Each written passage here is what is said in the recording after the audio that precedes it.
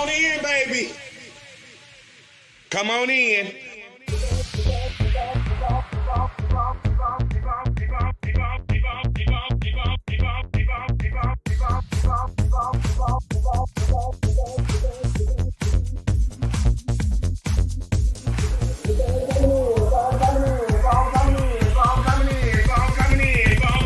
I wait for everybody to come on in. Come on in. Come on in. Come on in.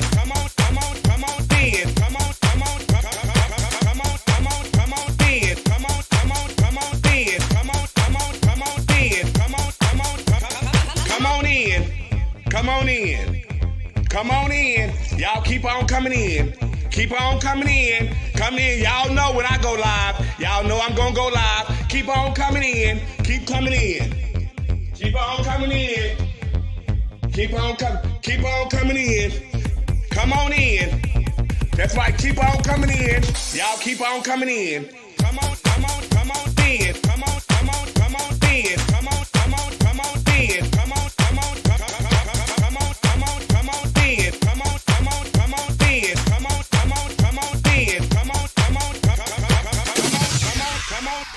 There's no budget here at the Boom Boom Room.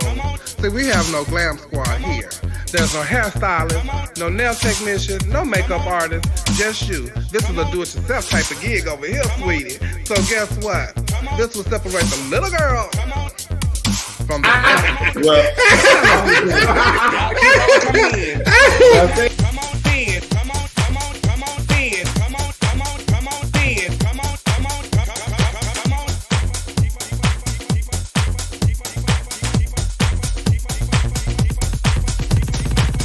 Y'all come on in, baby.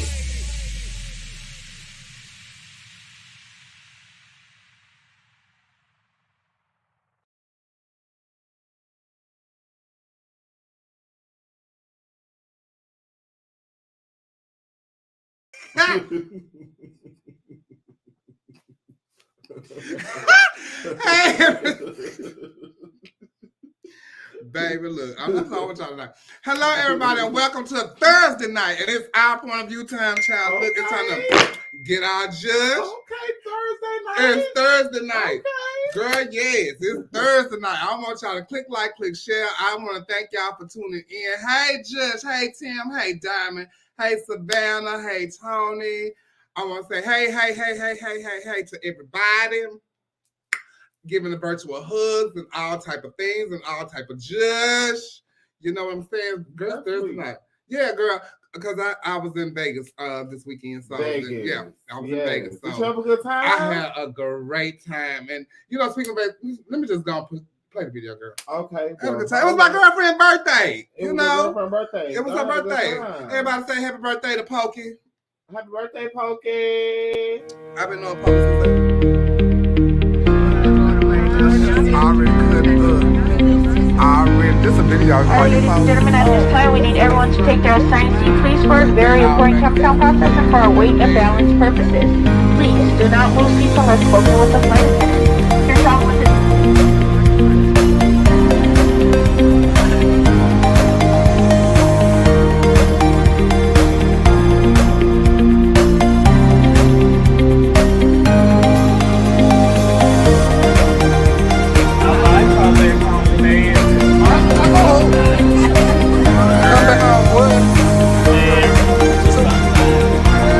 Something.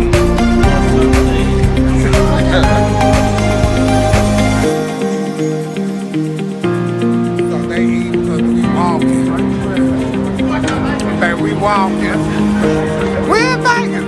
Why don't we catch Ubers and shit? See, grand hoes catch Ubers and shit.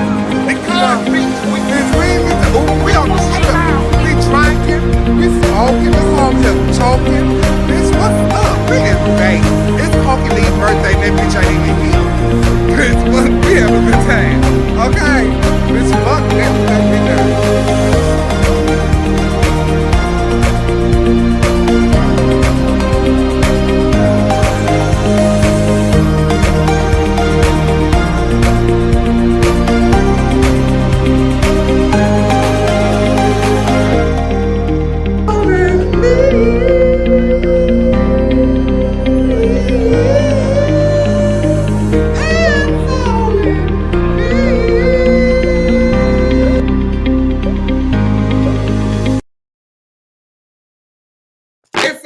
we got our Just for Poker Lee birthday, child. So happy birthday. I've been on poker since I was 16 years old.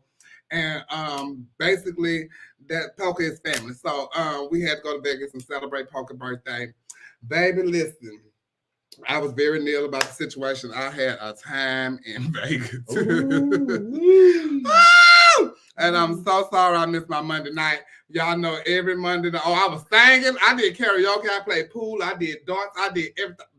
I got my judge. And y'all know I had to call off work. So poker, you know I love you if I called off work. Yes. Because I got to go over there and dance with the boys each and every Monday night at JR. So if y'all ever at Houston, y'all come see me at JR's on Monday nights. So I was off last weekend and this past weekend, my days are so thrown off. And I went to Miss America on Thursday. And I had an amazing time at Miss America. It was so much fun. I got to meet a lot of people that have never met me before and has followed my career. The pageant was great. It was so good to be with all my Texas nationals, Miss Gay USA Tonica Cavalli. We had Miss All-American Goddess, Nadine Hughes from Austin. We had Vegas Van Cartier, Miss National Showgirl, and Dakota Whitney, Mr. National Showman at Large, and we're all from Texas. We were missing America's Bearded Queen, she's from Texas. Miss Condon Elite, she's from Texas. Wow. Yes, we got a lot. Texas is ruling the country. We got a lot of nationals down here. You know what I'm saying? So it was good to see all of them and other people, other national title holders representing at Miss America. The pageant was great. I had a really good time. We're going to talk about it later. But I had a really good time. So shout out to Mike and Rob, the owners. Michael and Rob, the owners of Miss Gay America. They are some of the nicest men that I've ever met. So if you ever run into them, please say hello to them. They're nice. And you will want to get to know them. So anyway. And also, I want to give a shout out to Jason Hayes. Once again, he strikes again. Jason Hayes is Margot Powell, who was first runner up to Miss Gay USA a couple of years ago. And he was the one that did the big white room that everybody copies and do now. He was the originator of that. And let's see. And also, so he sent me, you know, I talked about Prideful Makeup, and he's the creator of Prideful Makeup, which is for us, and it's named after some of the prominent entertainers and promoters and friends that he wants to name his product after.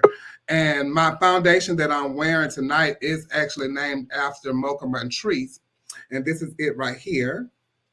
So y'all can see it. I love the packaging and everything, but now, and I told y'all I had a concealer, and this is my concealer right here. And also now Chevelle has her own foundation. So you can get my foundation. It's not my color. I can highlight with it and all that kind of stuff like that, but you know, because mocha's my color. But proceeds from these products, part of the proceeds goes to an organization that of the girls' choosing. And my choosing is the Mahogany Project right here in Houston, Texas by Vernice McFarland. So you can get it on Amazon. It's going to be at Walmart. It's going to be at CVS. It's going to be at all those different places and stuff like that. So shout out to Jason Hayes. Right now, I'm like I said, I'm wearing my foundation just a little bit. All it takes a little bit. And but I'm also wearing my red lip is by is named Whitney after Whitney Page. And so shout out to Jason Hayes, and I love that he got all kind of bath body stuff and creams and lip balms and all kind of great things. So shout out to that. You can get it on prideful.me, Amazon, CVS, Walmart. Check them out and get your judge and get your pride on. This weekend I'll be in Dallas, Texas for the Mr. Brunch with Nicole O'Hara. I can't wait because that is a bunch of fun. So y'all come out if you're in Dallas on Saturday. The show starts at 2 p.m.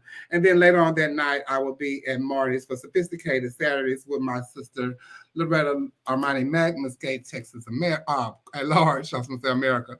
So come and party with us over at Marty's. And then I'll be at the Virgin Brunch at the Virgin Hotel, which is a whole bunch of fun. And then in Mobile, February 3rd, celebrating Jawakatima's birthday. And I'll be there. Akiria will be there along with my sister, Miss Gay USA at large. I'm out in Nicole Davenport. And then on February 20th for Mardi Gras, I will be at Up and Adam for the brunch there. You can get your reservations at getupandadam.com and come and eat some good Mardi Gras New Orleans food and have a great show with us up and Adam. It's going to be a great time. So, yeah. Okay, let's go Alabama. Come on, get Mobile, child. That country, we go down there and get drunk. Lord. So, okay.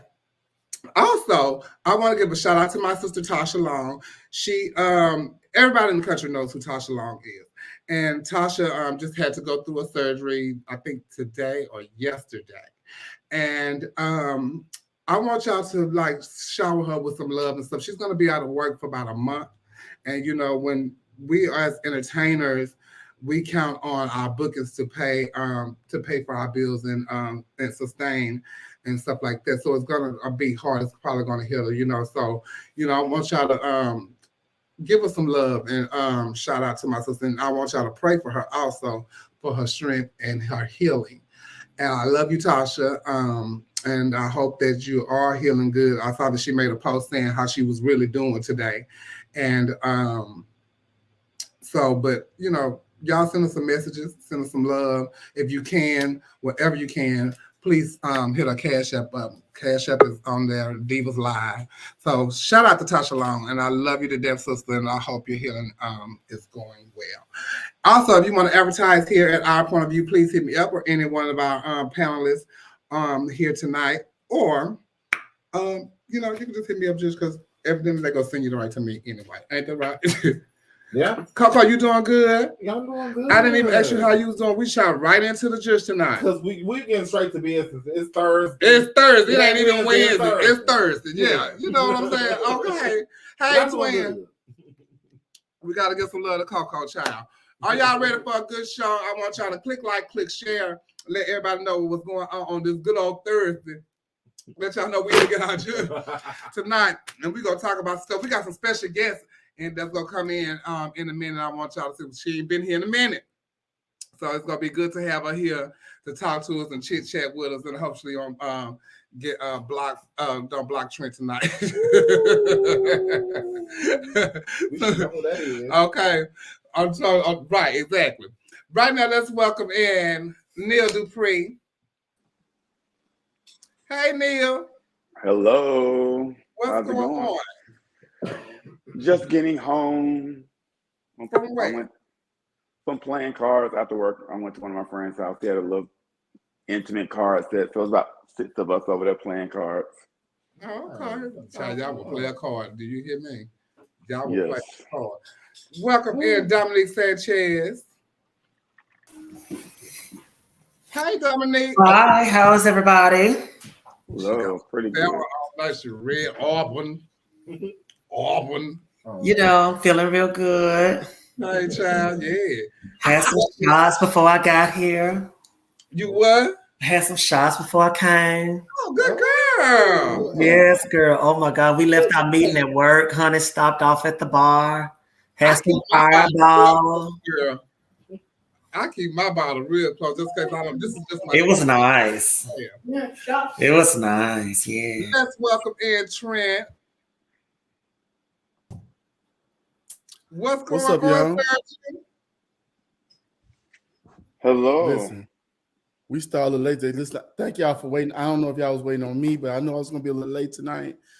I done started a new show, Kingdom Business Season 2. I don't know if y'all watched Season 1. Yay! I did not do Season 1, but I'm doing Season 2. So we got off a little late. About Season 1 and you told me no. Yeah, but So I'm glad you're on Season 2. That's good. She needed you. That's why you're on. I promise you, your mother needed you. Sisters and me. She needed you. Because I watched the show. And Tamar looked like she was pregnant on the show. Her face so fast. But ooh, that's the killers, bro. Ooh, yes, Lord. And I love my sister Tamar, but child, yeah, but she needed you. So I'm glad you are on Kingdom Business. Y'all check that out. Because she's some tease, Miss Yolanda.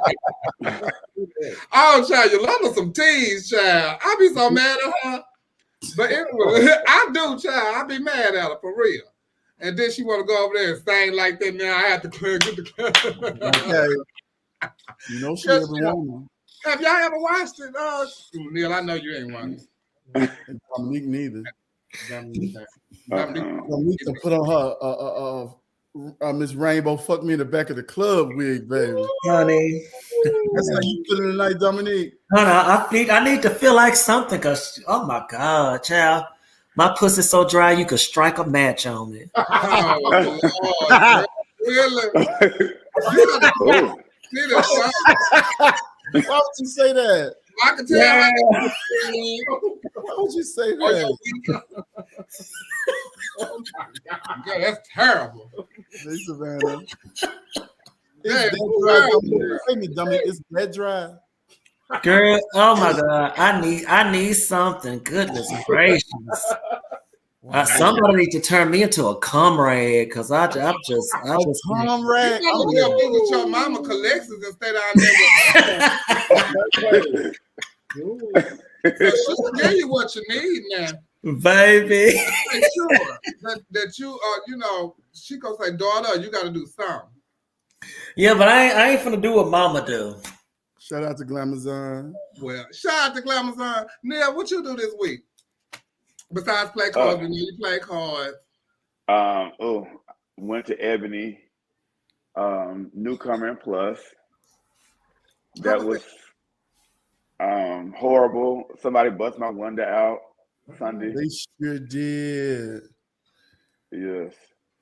Yeah, man. It was. I was so sad for you with that. And I said, damn.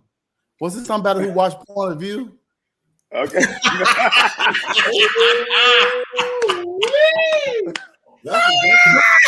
about that one point of view. It was one of his pieces. Yeah. Oh my goodness.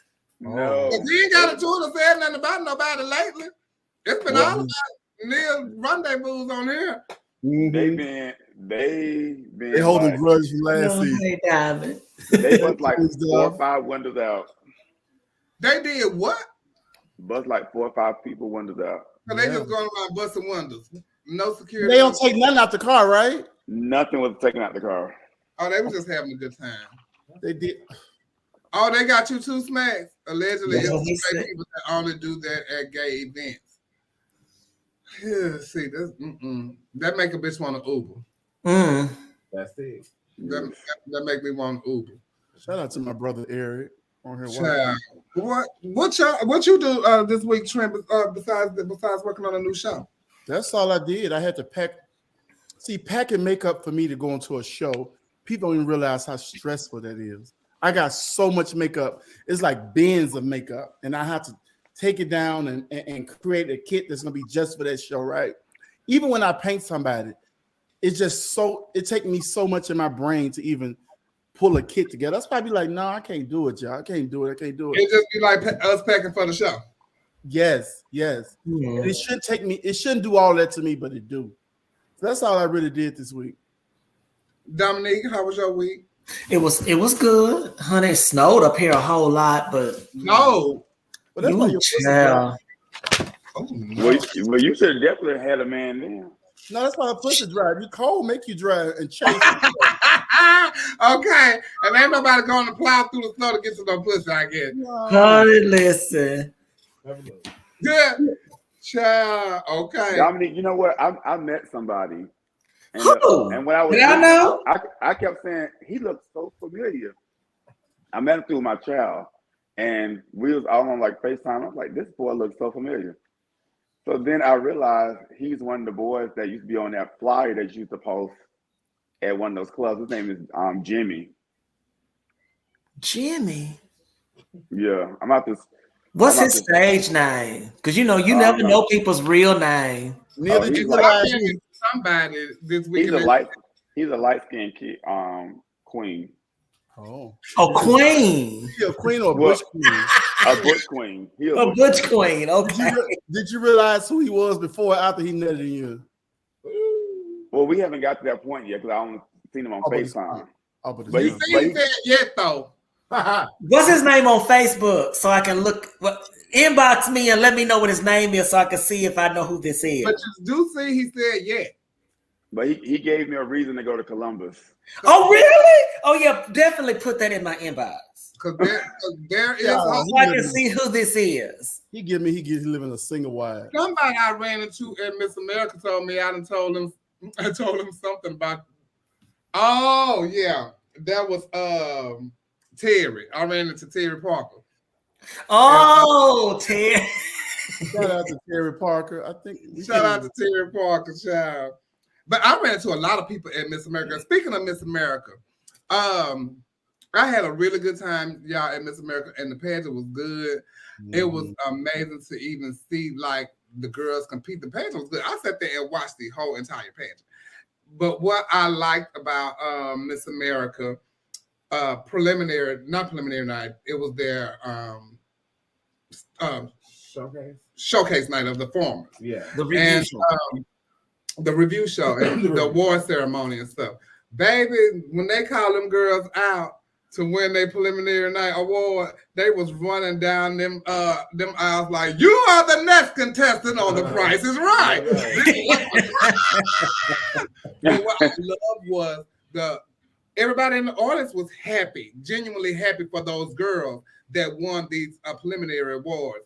Bitch, they high-fiving. You see Miss America's over there in the corner high-fiving each other because that girl won. The people over there, they all in groups just like chanting. It was really amazing to even watch. And usually I don't never get, let me say usually, I don't never get to go to pageants and sit and watch because usually I'm working and I don't get to go to the pageant. And you know how that is, Trent, and I ain't going, you know. And so in all of my years of being out and even being a showgirl, I've never been to Miss America. Mm-hmm. That's my very first time ever going to Miss America. And, you know, they always had the stigma of, oh, girl, Miss America boring. Oh, Miss America's this, Miss America's that. Snoop. Okay, well, bitch, I had a good time. I really did. The girls competed, and I appreciate it. And just to see how much respect that they had for other systems that came to visit them, the way that they lined up and ran down the aisles like The Price is Right for Tommy Ross. I tell you, I've never seen nothing like that in my whole career. The song it said "do" and "baby y'all," and I was like, I gagged, and so it was only 2 aisles. Every performer had to come out there and go from back to like this. Tommy moved to the middle, the line did like this. So now y'all passing each other, doing like this. Baby, she made the line move. Shout out to Tommy Ross. Shout out to Tommy Ross. All their girls, though. It's this queen named Andorra. Woo! A former Miss America. I don't know what she won, 2019 or something like that. What's her name? She's the T. Andorra Tate. Andorra Tate. She is the T. If I tell you I enjoy sister, they did some drag. Susan Wan had a whole production with dances and stuff. Girl, this is the what y'all doing? You're right. Baby. Dana not playing. Shout out to Miss America. And the winner was Tatiana Boucher. Okay. I don't know where she's from. She's from the Baltimore, D.C. area. Oh, okay. And what y'all did see, Chevelle, is when she won, in the back they gave her a tie set and an oil changing outfit. Y'all didn't see that. I told y'all last week that was a part of the qualifications. Hey, Flame! Shout out to Flame. Before we go any further, I want before I show this video, I want to bring in our special guest that's gonna come in and play with us tonight. Y'all welcome in Trinity K. Bonet. Hello. What's going on? Hey, girl. Hi. What's the tea? How you? Bitch, time. Where you at? In Europe. Okay. I work, bitch. Yeah, I'm doing They have pantos over here, like comedy plays called they call them pantos, but we're doing a Little Mermaid. So we start tomorrow night, and we had an off day today. Well, we had tech today, so I was kind of bored, and I was like, I want to talk. I miss home. How long you been there? How long you gonna be there? Till March 14th. Oh. Oh, that's good. All right, congratulations. That's good, Trinity. Yeah. Thank you. I tried to do stuff, That's what's up, child. Well, we happy to have you here on Our Point of View. We was talking about Miss Gay America, and I'm about to show a video, a little clip of some things that went on in Miss America right quick. She got a cocktail.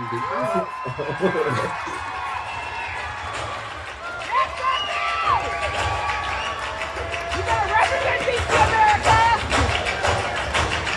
Yeah!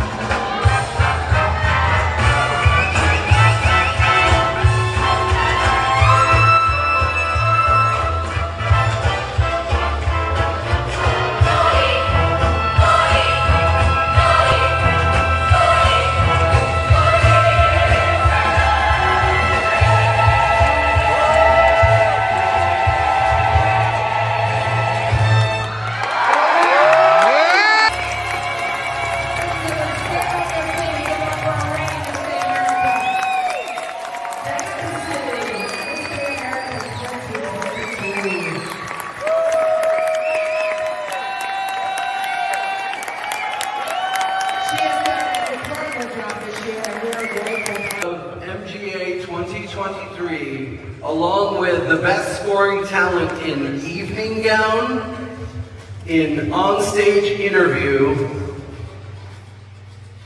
and talent is Tatiana.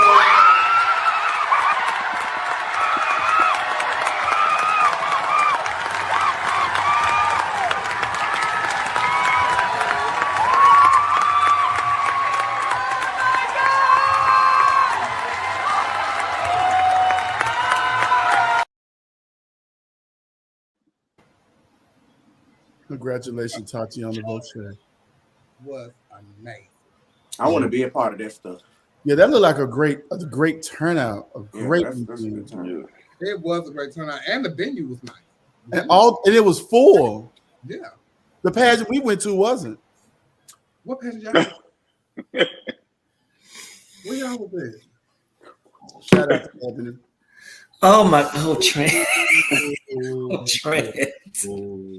Oh, Trent. Oh, Trent. Hello. But on another note, but no, for real. Yeah, but that's why I say, America supporters, they support it wholeheartedly. And so when people always say, oh, they need to open it up, they need to change it. When you have something that works and you have people that support it for the reason for what you stand for, why would you change that? Yeah, that's right. Because people support it for that very reason. And shit. Keep doing what y'all doing.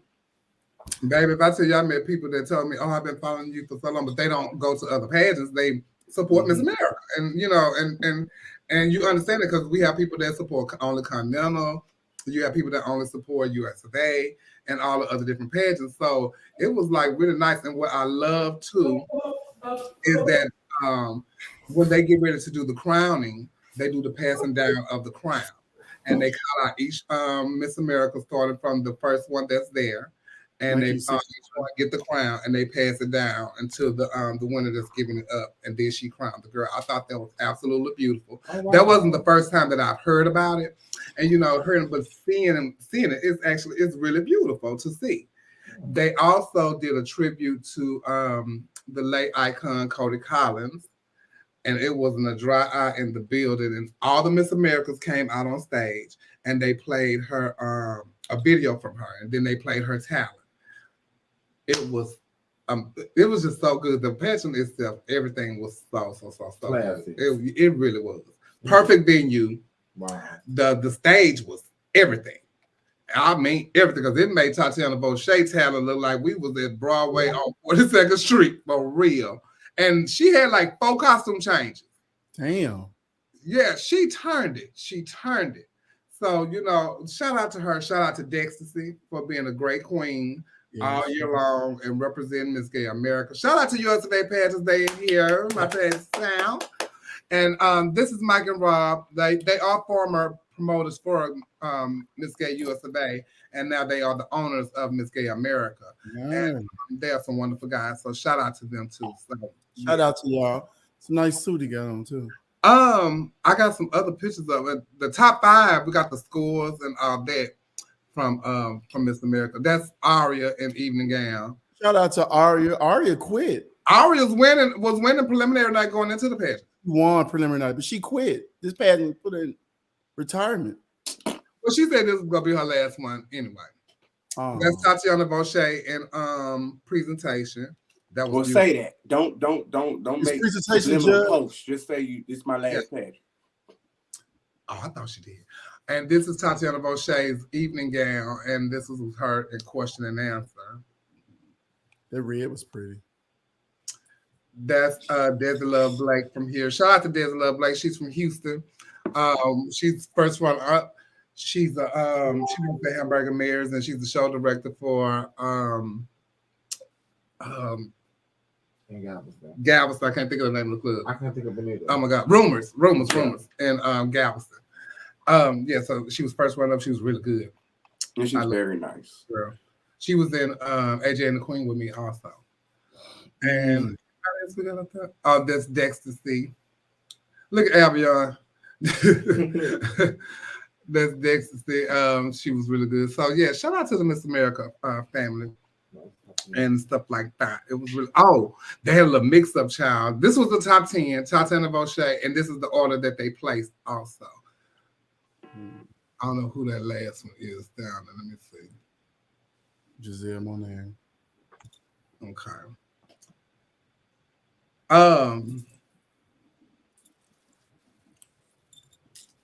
And then we had the schools, but that's them a lot of schools though. That's a lot of schools, yeah. Them Screenshot that y'all, and then y'all look at it on your own leisure. Yes. And them a lot of girls. That's preliminary night school. and then the final night. Now y'all screenshot it if y'all ain't seen them on anything else. They did good. They did real good, you know. And they do it over there, baby. The way the judges have to judge on the little iPads and stuff. So, okay, y'all, baby. I, as a boy queen, like I've always like heard about the pageant and seen it. I've never experienced it, but it's just extremely consistent, and like I don't know. The more I watch it, the more I'm like, maybe there's something I want to like venture off into. Like I don't have no personal goals when it comes to pageantry. I just love dragging itself. I want to be some of everything. So you should, Trinity, for real, because I think that, you know, what I've noticed about you through your years of competition, I think it would be a system that you would really find a home in, because at Miss America, it's not so much always about what you look like. I'm not saying you're not pretty. That's not what I'm saying. I'm just talking about the overall picture. It's not so much about what you look like and how awesome you are. It's about your business side and what you understand about being a title holder. And because when you're at a preliminary, it's no calling Mike and Rob. If there's a decision to be made, Miss America has to make that decision. And then you just tell them, this is what I did. And they support you. And I think that you're more of a business person. And so I think that this will be a system that you would really embrace. Well, you sold it. Yeah, now. Now. You want to do it too. So you should go and watch the pageant. I felt that way about it a long time ago because I've always heard it was. Well, I mean, I've bought DVDs. Like I've seen the documentary on it. I was like, but I gathered from the documentary that it was business oriented, and I was still thriving in my career, figuring out who I am as an artist and what I want to do, and and now I'm an activist. I'm acting. I'm a brand. I'm trying to get into business. So now I feel like I could be more lucrative to that system as to what it is that they're looking like. I don't want to be in a room with people and I can't hold a conversation. And I think that's where a lot of people push themselves as kings and queens, where they become a part of these systems where the system has an agenda and you can't follow up? I want to give a shout out to Tijuana Ross, who came from the US of A newcomer pageantry system, and she won overall interview at Miss Gay America. So shout out to her. That was that's a feat because child, you know, they talks over there at Miss America.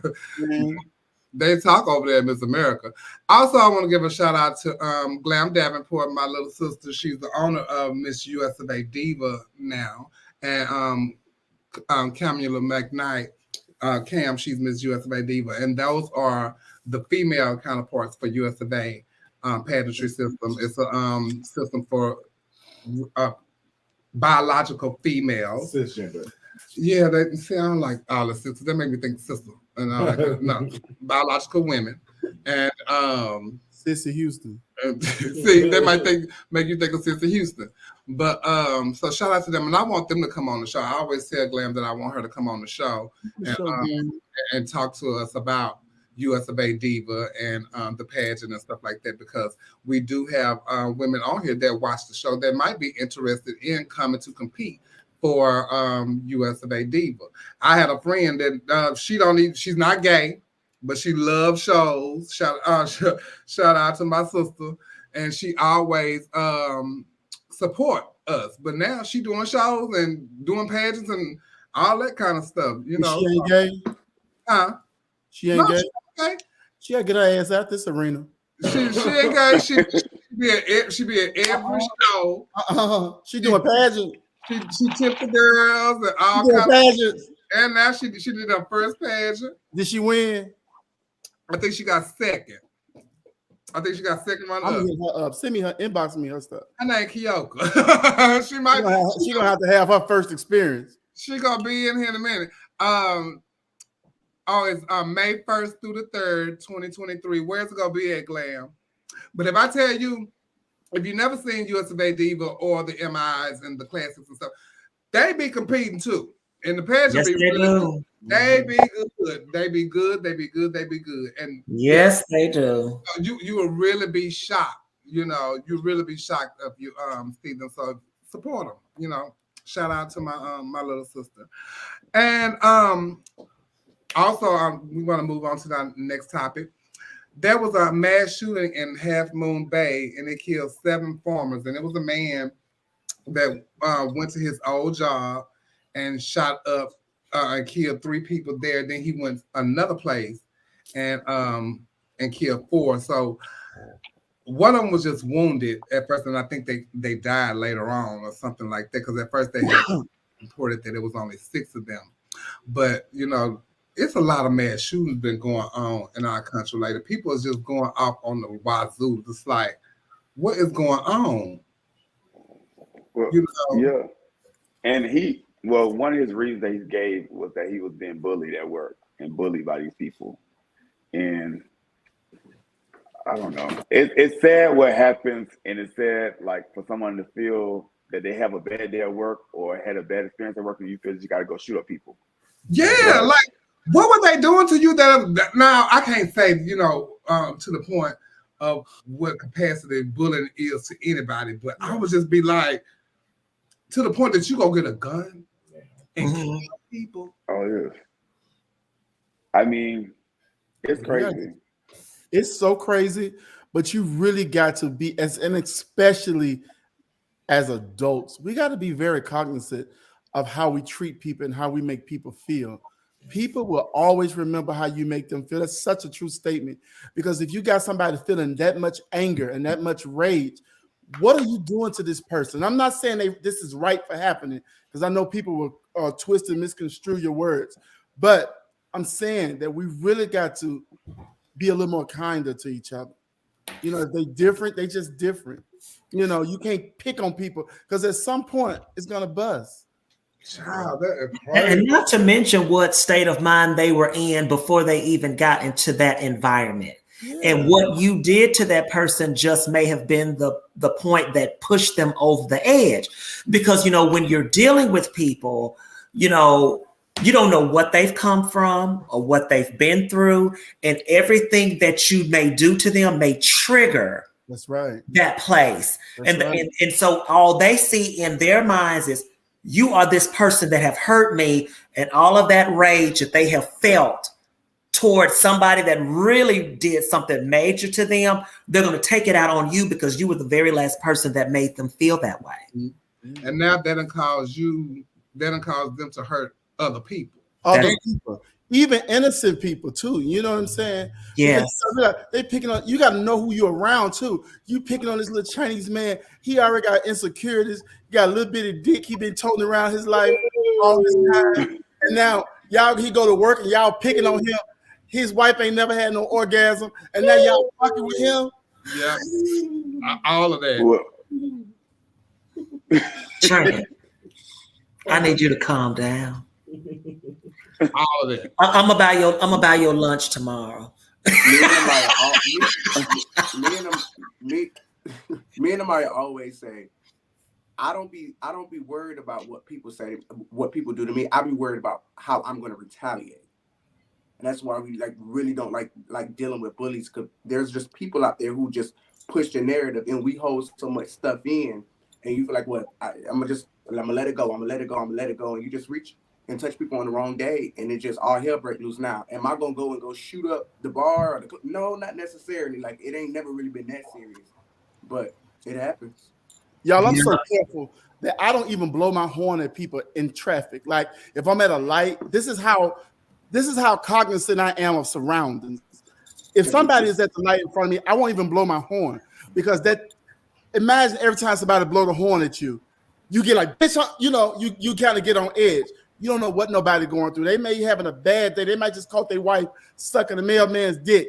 And then you hear her blowing and making them mad, agitated, and they done shot your ass. See, and I know I got road rage real bad. And I will, because I'm gonna blow my horn. Now I might not blow the horn, but I'm gonna cuss and fuss and do all the things in the car. Every now and then I blow my horn because I know about the blow the horn thing. I ain't with the blow the horn thing. But I just think, like Troy said, we gotta be a little bit more kind to y'all. Yeah. It has been a lot of mass shootings, and I was looking for the number just then because I thought I screenshot it, but I didn't. And we're not even into February yet. Correct.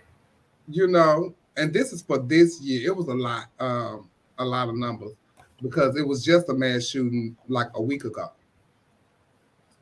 So it's really sad that this is going on. And speaking of shootings, Alec Baldwin is being charged with manslaughter for the shooting. We talked about this before. He's being charged for involuntary manslaughter in the fatal Rush shooting, and so I guess now he's in ready to start going to court and all this kind of stuff like that. And him saying that he didn't know that the gun was loaded with a real bullet and killed that lady. So of course not. Like, who would be on set at a movie and think that somebody put a real bullet in a prop gun? Because I wonder what they finna try to make. I'm surprised that they charged him with that. I am too. I just think he's gonna beat that. Thank you, Quincy. It was 73 mass shootings this year already. 73. If he don't beat it because it's stupid, he gonna beat it because he's white. But wait a minute. What would that charge do for him anyway? Let's go back to, they're gonna get him manslaughter. There's like 3 years. I mean, the least he can get or whatever. But I think that they put a lot of the responsibility on him because he was one of the producers of the show. Uh-huh. And so I think, and they were also saying that, that there was just a lot of budget cuts, and they were trying to cut corners, and that they just didn't do their due diligence to make sure that the set was safe. And they were saying, and so some of the other actors who have been in movies that were very similar to this one, they said that even when they got whatever prop or whatever they had, they even checked to make sure that there were no live rounds in it, as a safety precaution. And so they're just saying that he was very negligent in his role. That's what they were saying the other day. Okay. But he wasn't. Why are there everybody's- real guns on set? Yeah. Why are there real bullets on set? Medea shoot every night on her show. It sounds like a gun. It's not a real gun. Why? Well, Medea. Yeah, I'm just thinking about like situations where even in a stage play, it sounds like it goes off like a gun. Not only do the guns don't look real, the houses don't, the cars, Shut up. the furniture, none of this shit look I'm real. talking about just like, why would you have a real, like, who would do that? That's a mystery. Like, why would they bring a real gun? Like, or bullets. Like, yeah. Why load it? I don't know, but I don't think that he did it on purpose. No. So I don't know how I feel about him being charged, but the law is the law. If they find reason, then they just find reason. Because with manslaughter, there's no intent. Okay. But because they have to prove malice for you to be charged with murder. But Right. as a result of your actions, somebody died. Somebody said he already settled with the victim's family. The prosecutors pursuing the case. That can I'm happen. not paying a motherfucking thing. Child. I don't know, but like Dominique said, that they did have budget cuts and stuff like that, and so the people that they were hiring wasn't in the union either. Right. Because they would know better. Yeah, so they didn't have nobody back checking and all that kind of stuff like that. So these are just people that they were just like hiring willy nilly, Oh, we need this person. That's what you do. Come on in. So, Bro, they were shooting a country western movie. Yeah. One scene is going to take a whole day. Y'all going to shoot this gun all day. Why would you load a live gun, a live rifle? But how? What? And you didn't even kill the person that was in the movie, bitch. You killed somebody on set. On set, yeah, and that's the other thing. Like, it was a director or something, wasn't it? A camera person. I thought it was a director. You didn't even kill. It was weird. It's just weird. We will be following this. Can I ask y'all a question? Did they finish the movie? I don't believe so. Oh, they never said. I don't think so. I think they did. Someone said they were playing with the gun and shooting it the day before. And I think they should hold production company account. Yeah, okay. for whoever hired. So good. The armorer. That's what they were called. The armorer. Okay, that's right. Yeah. Good thing they didn't charge Brandy with manslaughter back in the day. They didn't do what? You said what? I said good thing they didn't charge Brandy with manslaughter back in the day or involuntary manslaughter. Oh, because they could have charged her with that too, right? They could have. Yeah. Mama settled with the family and kept it moving. Yeah, Athena, go look it up. They we talked about this last season on Our Point of View when it first happened. Also in news, I know a lot of people hate that they missed this. I know a lot of people hate that they missed this. Don't look at me. On the shores of, I think, Miami, Florida, $2 million worth of cocaine washed ashore. And then later on, it was I forgot how many pounds it was came. I don't know. How did that? How y'all was gonna time that to come pick that up? How y'all know that was gonna come over there? Who found it? The police snitched and sent it to the police. Some damn good Samaritan, probably. Because, bitch, when I tell you that would have been so good and bad. $2 million in the bathroom. Shout out to all the people I saw in the bathroom this past weekend. That would have been so good and bad, and I would have been in the bathroom. They would have been happy for this package. Baby, if That was I a lot of tell money, you, put that. I was buying me a Tesla, bitch, off of that. I wouldn't know what to do with it. That's a lot of money. That's like 37 keys. And 146 pounds haul of cocaine worth more than $2 million washed up in the Florida Keys this week. The Monroe County Police Sheriff was on Monday. Startled residents stumbled on 3 meticulously wrapped bundles containing 10 packages each. Big pine keys. Oh. The lot weighed roughly 75 pounds. Wow, you could have cut it so much and made so much money. You ain't have to cut that. That's straight 2 million. Look, they're treating somebody and it's not cut. Wow. Also, you gotta make it. Yeah, well, you can people answer too with the stretch. That's pure cocaine. You ain't gotta add nothing to it. Just cut it down and make the That's how jug. you make your money. Yeah. You keep stretching it to make your money. I'm selling that wholesale. Somebody about all that at once. You better know what to say, and I'm not buying at the person that give me $1 million. Just give me $1 million. Damn. My face, I'm gagging.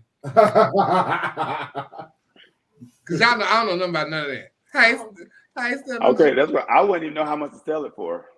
I wouldn't know what to do. I for sure would. I would have to Google how much you sell it. I would definitely. Everybody just overdose. Don't do it, man. I'm sorry. Not just Lucas, Diego. Girl, I'm like, oh, I know y'all mad. That's a heavy coin. Bitch, I know somebody that was in Florida, man, that they did not go to the beach that day. Oh. I was just at the beach yesterday. Yeah. They brought their own sand to the beach. You hear me? Oh, you learned in the Fed, sister. Don't tell on yourself, man. You gotta pass it. It's all right. And you gotta head west. You know you gotta go green. Oh, they say in Texas an eighth will go for $75. See, that's why I don't do that. That's too much because that ain't even enough, huh? How long to get? How many lines is that? That's little, ain't it? Ain't an eighth and that kind of stuff little? I don't think so. That's an 8 ball. Send somebody the link, bring them in and do it. I want to know for real. Okay. But listen, I went to, Vegas this weekend. I know y'all saw the video and saw me with the little weed and stuff. I went to the underground, and this is not the dispensary. They pop-up shops. And child, I got that second child saw weed that was $20. And that was the high-grade stuff. And that was the shake from the high-grade stuff. The pens was like $10, stuff like that. Baby, they had it all. Now, see, I know what that is. If that's $10 to $20 at the dispensary, like a good 8, it's like $60 to $75. But I know I can smoke that for a couple of days. Y'all can't do that 8 the stuff for that's a wrap, ain't it? Bitch, shit. That's gone MLK Saturday night. But then MLK Saturday in the hour. In the car. But they're passing the bag around. Like cocaine. That's what I'm saying, see. Social drug. I can pass my money around. But see, if I did that kind of stuff like that, they will read me because I was like, but we smoke weed. No. You can smoke what cocaine feel like? Blunt by myself, and I sure don't know. But if we smoke the blunt, we passing it, it's gone. I ain't never did no. Then it'd be about 13, 14, 80 people in the bathroom style on one bag. See, I got to pay security. And see, that's my thing. I would be it's probably best that I don't do coke or smoke weed because I think I would be a selfish person. I don't want to share your shit. I got my own shit. So I'm not sharing with you. And I'm not passing my blunt to you. No. See, that's why when I go to the yours, it's okay. I'm not giving you when I go to the loft in Atlanta, I don't even drink in the club. Because, bitch, you can get in that bathroom, you can hang it up. Because I got to pee. When I drink, I got to pee. And you can get in there. It might be wearing you a little cute depend. What is that San Antonio, Robert? See, I might need to invest.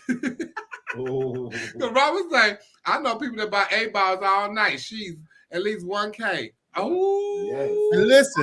And listen, we're not cocaine shaming nobody. That's what y'all want to do, baby. Yeah, snort. no. Snort on. Yeah, not at all.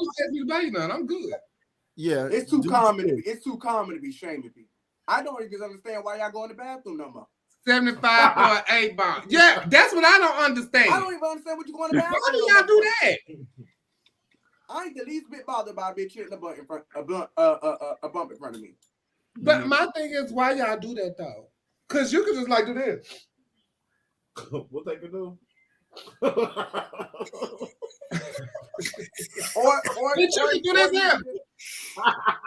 Or you could just hit it. There are people who will judge you for being an alcoholic. There are people who judge you for smoking cigarettes. There are people who judge you for smoking weed. So because I got to go outside, they won't let me. Because they say my stuff stinks. How would you know when the nose is clogged? I'm just asking a question. But I know somebody is really mad about the washed up cocaine. We done went to a whole nother level. Okay, so we talked about people touching kids and all that kind of stuff like that, and to watch your kids and listen to your kids and pay attention to your kids' actions and stuff when they're around people. It was a gay couple arrested for molesting their adoptive kids that I came across on Facebook. A gay couple charged with molesting their adopted sons also pimped them out to pedophile ring. And this was the people. Oh no. Love my family t-shirts. Y'all know y'all won't be living too long once I get in the right. Is this an allegation or is this No? or is this factual? No. Have been indicted charges of incest. Ooh. Incest, aggravated sodomy, aggravated child molestation, felony sexual exploitation of children, and felony prostitution of a minor. You nasty bastards. Yeah. Is this an allegation or is this factual? No, I don't think this is an allegation. I think this is it came out from somewhere. Yeah. They done caught them. Yeah, it's gonna make it hard for y'all to adopt now. And it's not even funny. It's like It's not. It only take one. Yeah. It only take one incident. You know, that's so sick. You know, I always say that kids are so innocent. These are the years where they should live like a child, be a child. You have the joys and pains of, being raised as a child. But then when you violate these kids and you pimping them out and you're supposed to be taking care of, that's a special place and honky hell for these motherfuckers to do some shit like that. These Beavers and Butthead, Hank Hill looking motherfuckers. You hear me? It's something to be said about motherfuckers like that. And I hope when he go to jail, I hope they take hot light bulbs and rape him in his stanky shit ass. As they he motherfuckers. Oxford, Georgia. I don't like leaving my dogs with people, bitch. Let alone my fucking dog. Anybody gonna fuck your dog, Trent? It's a Georgia couple. But it's just people ill intent. They need to be tortured. It said they are being accused of sexual abusing their adopted children and using them to produce homemade child pornography. Prosecutors according to a news report. Zachary and William were arrested on July 27 in Oxford, Georgia, after police raided their home and found video evidence that they were engaging in sexually abusive acts. The couple is now facing a grand jury indictment under charges of felony sexual exploitation of children, aggravated child molestation, felony prostitution of a minor, aggravated sodomy, and incest, amounting to possibly 9 life sentences, according to court documents. I'm so disgusted. Both men have pleaded not guilty. The attorney did not immediately respond. According to the indictment, the boys, both in 3rd and 4th grade at the time of the arrest, were sexually abused by the couple who anally raped the minors in addition to performing oral sex on them. Oh. The indictment also alleges the couple forced the boys to perform oral sex on them, and in on case the older sibling were injured due to the anal rape. The documents state that Zulak's sexual abuse of the children dates back to potentially 2019. According to the report, the boys were adopted in November 2018 when the couple went through a now shut down Christian adoption agency focusing on special needs children. Oh my God. In Wilkinsonville, Georgia.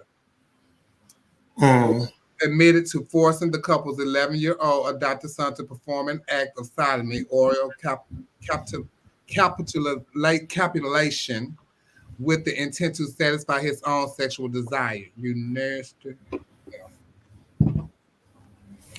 I've read a few articles about Black gay couples who wanted to adopt kids, and the adoption agencies gave them hell solely because they were Black gay couples. Because they were a Black gay couple. But white gay couples have been capable of adopting out. How this is going to transpire, considering normally the court systems and all the people, the higher powers are Caucasian people. How are they going to, well, of course you just read what it said, but how is this going to affect or open the eyes to their people as to, it's your people that is doing this weird shit. It ain't us. Yeah, I don't care about that. They don't want us to, the kids to be at the brunches and stuff either, or story time by the drag queen. It's really crazy. I can't believe it. It's so hardworking. I can't even fathom this. In Brazil, the other day, a woman gave birth to a 2 feet tall baby boy, 16 pounds, 2 foot. Y'all got a picture of her pussy? Well, no, he was delivered by C-section. He couldn't have came through there, just. But he was 2 feet. That's a big old baby. Sure is. I know. That's a preschooler. They already started breastfeeding him. He grown. Okay, he 15 pounds already. He came out in college. Wow. He gonna be huge, y'all. In real life. Damn. He's gonna be huge.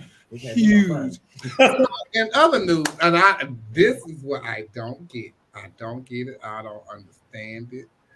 But Aretha Franklin's song "Natural Woman" has been deemed offensive by the trans community. Who?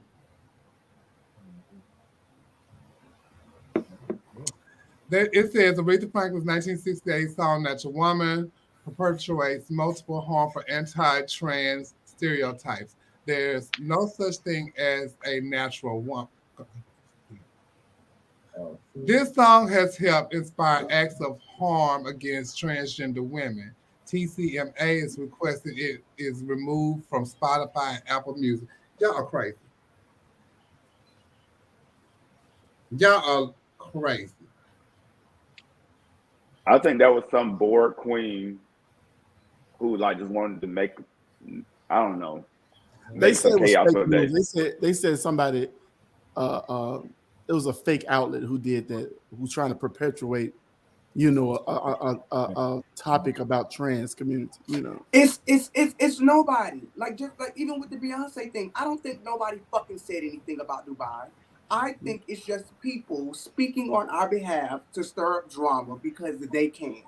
You're giving a platform and you have the opportunity to post some shit on a major platform and say that, oh, these people said it, and we all look around like, bitch, well, who said it? Because we all love Beyonce. Who said that? Who said it? And nobody. And you ain't seen one video of one queen saying she dead ass wrong, blah blah blah, this and that. And it's so funny. I'm sitting in Vegas at the bar, drunk off my ass, and what they started playing. You made me, and I went to sing. I said, "Oh, natural woman."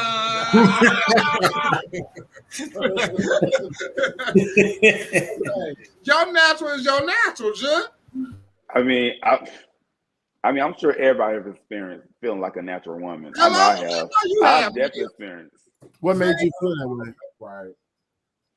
I mean, You if know, I'm with I a certain was- person, I will feel like a natural woman now. Skin to skin. Skin to skin. Okay. Natural woman. Natural, baby. I don't get it. They done make a post about it and all kind of stuff like that. And then so I didn't see, but know y'all know that Beyonce was in Dubai, opened up for a hotel there, and it was beautiful. I didn't really watch all of it because I knew I was gonna start seeing clips, but I did see that right there was everything. Mm-hmm. Now that was everything. And I saw a clip of it, but I didn't even realize those were just gloves on their arms. I thought there was some things that had stuck out. That was, okay, y'all did that. But it was beautiful though. And then Blue was had performed with her. I don't know what the hell Blue got on though. That's House of Darion. Yeah. But Tara Lynn made a post. She said, "Let's chat," because that's what I was waiting on. I didn't know if I put it in there yet. See. So Queen B is doing a concert in Dubai, but part of the country known as the United Arab. I can never say that word. Can somebody get it from me? Emirates. Thank you. How does messing up words tonight? Which does not support the LGBTQI. Should she or will she be counseled? I don't get it because if you go by that philosophy and statement, then Beyonce would now perform in half the states in America that are red states who don't support. Texas, she from here. Yeah, so the logic of it is just stupid to me to even think it. I'm gonna go make my money. So they canceled for singing for Trump. Can I just say this? We are actually using Beyonce's internet. No. Let's be honest. We are actually using Beyonce's internet. They just let us keep a space on here, okay? They will cancel Jesus before they cancel Beyonce. You know, and Beyonce don't owe nobody no explanation, which I love that she never gives one. Never. She don't owe nobody nothing as to her taking a job as a prominent entertainer, one of the biggest entertainers to ever live, to ever get on the stage. She don't owe us no reason why she want to make $24 million, because some of us won't see that in a lifetime. We added our whole motherfucking lineage up. We wouldn't have 24 million between 55 fucking generations. So why they canceled Chris? First of all, she didn't get that much. She didn't get shit. You know, so why they cancel her? Now y'all ain't. See, that's wrong. No. Y'all let Beyonce do anything. Well, it's not even that. You have to devour her career and how eclectic her music is. She did songs that the music and the arrangements of the music was of that culture, which made sense with all the Indian shit and all of her. She has done African music, Spanish music. Her palette is so huge that it's ridiculous. Listen. She touches everything. Yeah. She got love for everybody. They won't even cancel it. They won't even cancel their mammy, and she don't like gays. You know what I'm saying? These motherfuckers. We don't even like each other. Right. These motherfuckers. Them motherfuckers still eat at Chick-fil-A, and they're against gay people. Me too. But what I'm saying is, me too. They want to pick something to always be fucking mad at. This is Beyonce's motherfucking internet, and if they keep on, they won't have access to this motherfucker tomorrow. Let's take away the fact that they don't like gay people. Who is not showing up for $35 million for 1 hour? Bitch, I'd be happy to get $3,500 for 2 numbers. And it was invite only, they said. And look, Nia Long was in town. I wonder if she wanted to invite, because she ain't posting nothing about her being at the concert. Nobody did. Everybody was there. Everybody was there. Nia show is getting her just with everybody. Because every person got 2 plus 1s. So if you was an A-list, you would brought a B and a C list with you. He said, Dubai, I can call him for $240.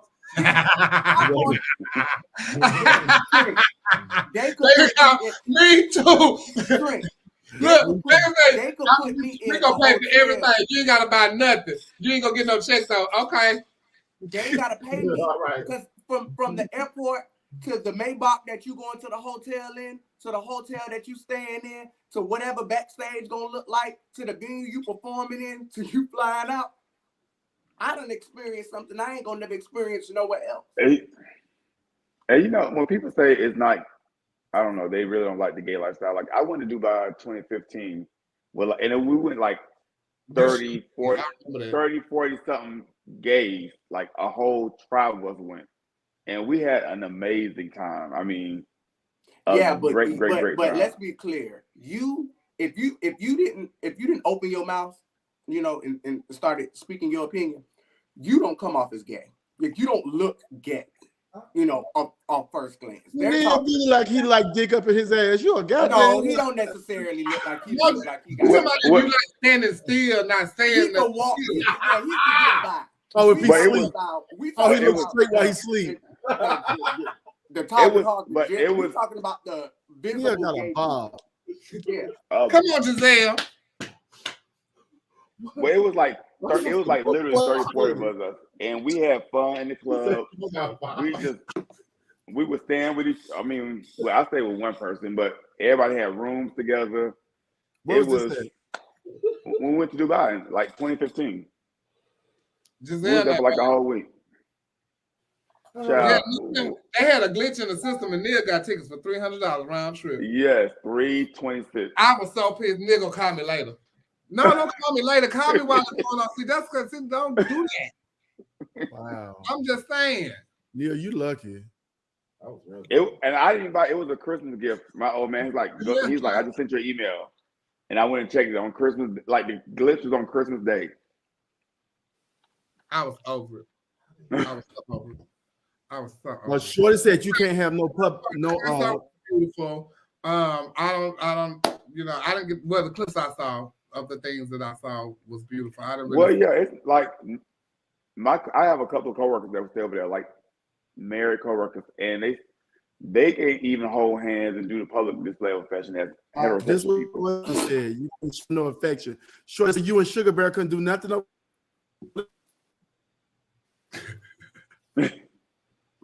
But it's for everybody. It ain't just for gay people, you know. Yeah, it's for everybody. Like know the culture over there, and even they don't want to see y'all sucking and fucking in public. Bitch, stop. You know, get your juice in your home behind closed doors. Well, I'm an affectionate person. I like to touch my mate. I like to touch. I'm very touchy. But you know, like to me over there, they got them men have multiple wives and shit. That's why they don't do stuff like that, because they can't kiss all them hoes at one time. Like they can't do that. Like they can't be. That's why they're very. Just don't do it at all. Oh wow, that makes sense. They say don't take advice from no one without a parent. Okay, shorty. And on that note, we're gonna be right back. We're gonna take a commercial break. I gotta go refill my bottle and my drink. I mean, click like, click share.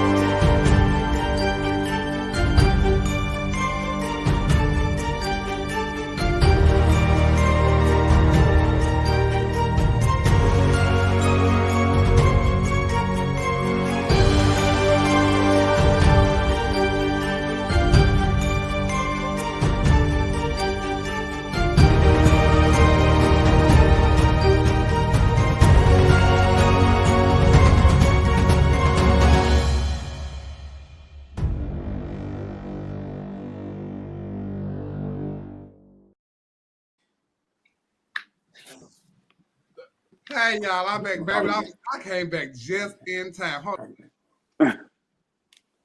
What is going on? Okay, I'm back.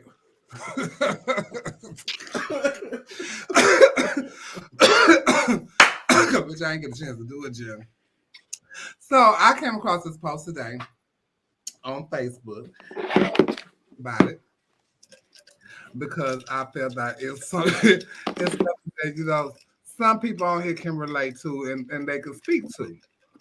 And so now it's time for general topics, and it was about relationships and Grindr and you being on other apps and things like that. Just so it said, open relationships and social media apps, Grindr, Jack, so forth and so on.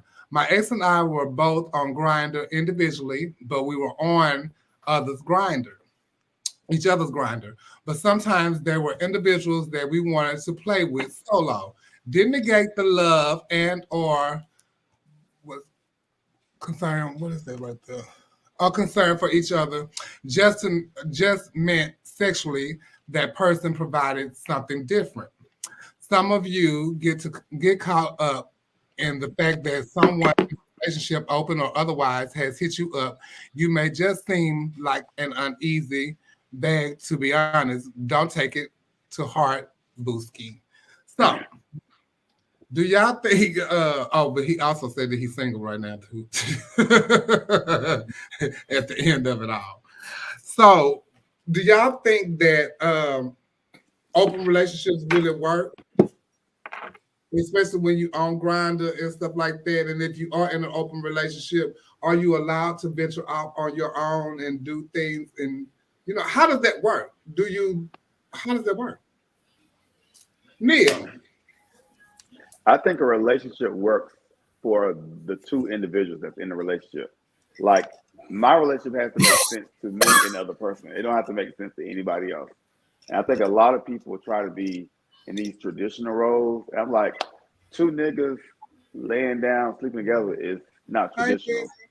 So, I don't know, explore, be free, do what makes the two of you guys happy. Because I'm definitely not in the traditional anything. And that post, sex and love, definitely, like, you can find two, they're like separate to me. Because I do know people, I know people that's in a relationship that has a third. I know people that is the third. And the people that I know that has the third, they still together. But I think that some people do that third stuff probably too soon in their relationship. Too, and that's what causes a rift in their relationship. They don't get the longevity and get the years in before they try to bring someone else into their relationship. Because I know some people who have tried that and did that, and yeah, they like 4 or 5 boyfriends in at this point, but they still trying to bring somebody else in the relationship that they get. So I think you bring that in, but then you have them say, well, I tell them I'm polyamorous. Okay. I have a friend who's polyamorous, and they are like, he's like really happy in this situation. Like, it's too much pressure for me to be polyamorous, but it works for him, and we have great in-depth conversations about it, and it works for him. My situation works for me that I'm in, and my situation doesn't work for him, and his situation doesn't work for me. But being polyamorous, you got to buy, like, what you do on Christmas and Valentine's Day, you got to buy 4 people gifts, and it's just too much. What you think, Dominique? It's not for me. It's just not for me. And I mean, if it works for you, it works for you. But all the times that I've seen it with different people, it has always ended in heartbreak for the person that was originally in the relationship. So I've never seen it work. So I would just like to see where it really does work. It works, Dominique. I'm telling you, it works. The people that I know that is in date, I don't know what their relationship is like. All I know is they are still together, and I've been knowing them probably since 2012, and they on their third boyfriend right now. And then the other couple I know, they're some older guys, and they have a third. Well, I don't know the couple. I know the third. So, I still see them together and stuff. So, but then there's this other person that I know who's probably on his third boyfriend trying to introduce another third in. And I think that's the two. I just don't know. You might need to take some, y'all might need to go to some meetings and see how they work or something. There's no steps to this. Well, you have to have like-minded people together for any relationship to work. You have to be like-minded. I can't be someone who likes something and you don't like it, but you're gonna go along just to please me. Because at the end of the day, it's gonna be a whole shit show. So you have to find two like-minded people. So maybe then all these people that do all this cheating, maybe they need to find those people. But they too afraid they need to be with people that don't mind you messing around with other people, because it seems like these people that like to mess and sleep with everybody else, they want to find the people that don't want that. Yeah, but people don't like, first of all, I always tell you the truth is an inconvenience to people. So people don't like to even tell themselves that they're a cheater, but they rather do it and risk the chance of getting caught instead of being honest and say, baby, this is what I desire. In this relationship, I desire to be with other people. The good thing about this day and time now is that people are getting away from tradition. People are trying things because it's different desires that lives in all of us. I know everybody wants that perfect monogamous relationship where it's just me, you against the world, and maybe it can still be that. You know what I'm saying? So it ain't never been that. It ain't never been that. Granddaddies was fucking the grandma and her best friend. Yeah, and the stepdaughter. But listen, that's what they have sold to us forever. So now people are venturing out and saying, hey, I have a healthier appetite for sex than you have, or whatever. I desire other people. But here's the kicker for me. As you get older, life looks different for you. If I had somebody now, as long as we was having things in life, like we got vacations, we got a house together, we got a lovely portfolio at the bank. You know what I'm saying? Like, who cares about you fucking somebody else? Because I don't own your body parts. That's yours. You can own some things in life and have an experience. See, we can't own people. I always say it's about the experience. You're around in a relationship though, huh? Well, a relationship can be minded to be. It don't have to look like what everybody else think it should look like. It's your definition of a relationship. Just like when people do drag, you say go get ready for gown. Everybody got a different perception of what gown is. Well, somebody may be ugly, say I would never wear that. Somebody who got it made thought it was the most beautiful thing in the world. You know what I'm saying? So you have these choices now. But get with people that think along those same lines as you. Yeah.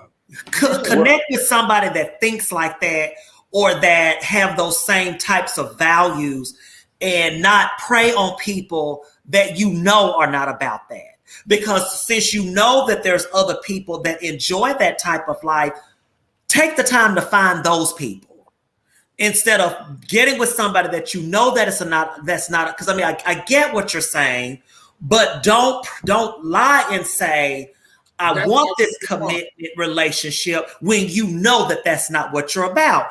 And then here's the other piece to that. If you know you want to fuck around or sleep around, then don't even worry about a relationship at all. Find you a partner that you know that you like to fuck around with or hang around with, and then y'all just free ball and just do whatever you want to do instead of even calling it a relationship.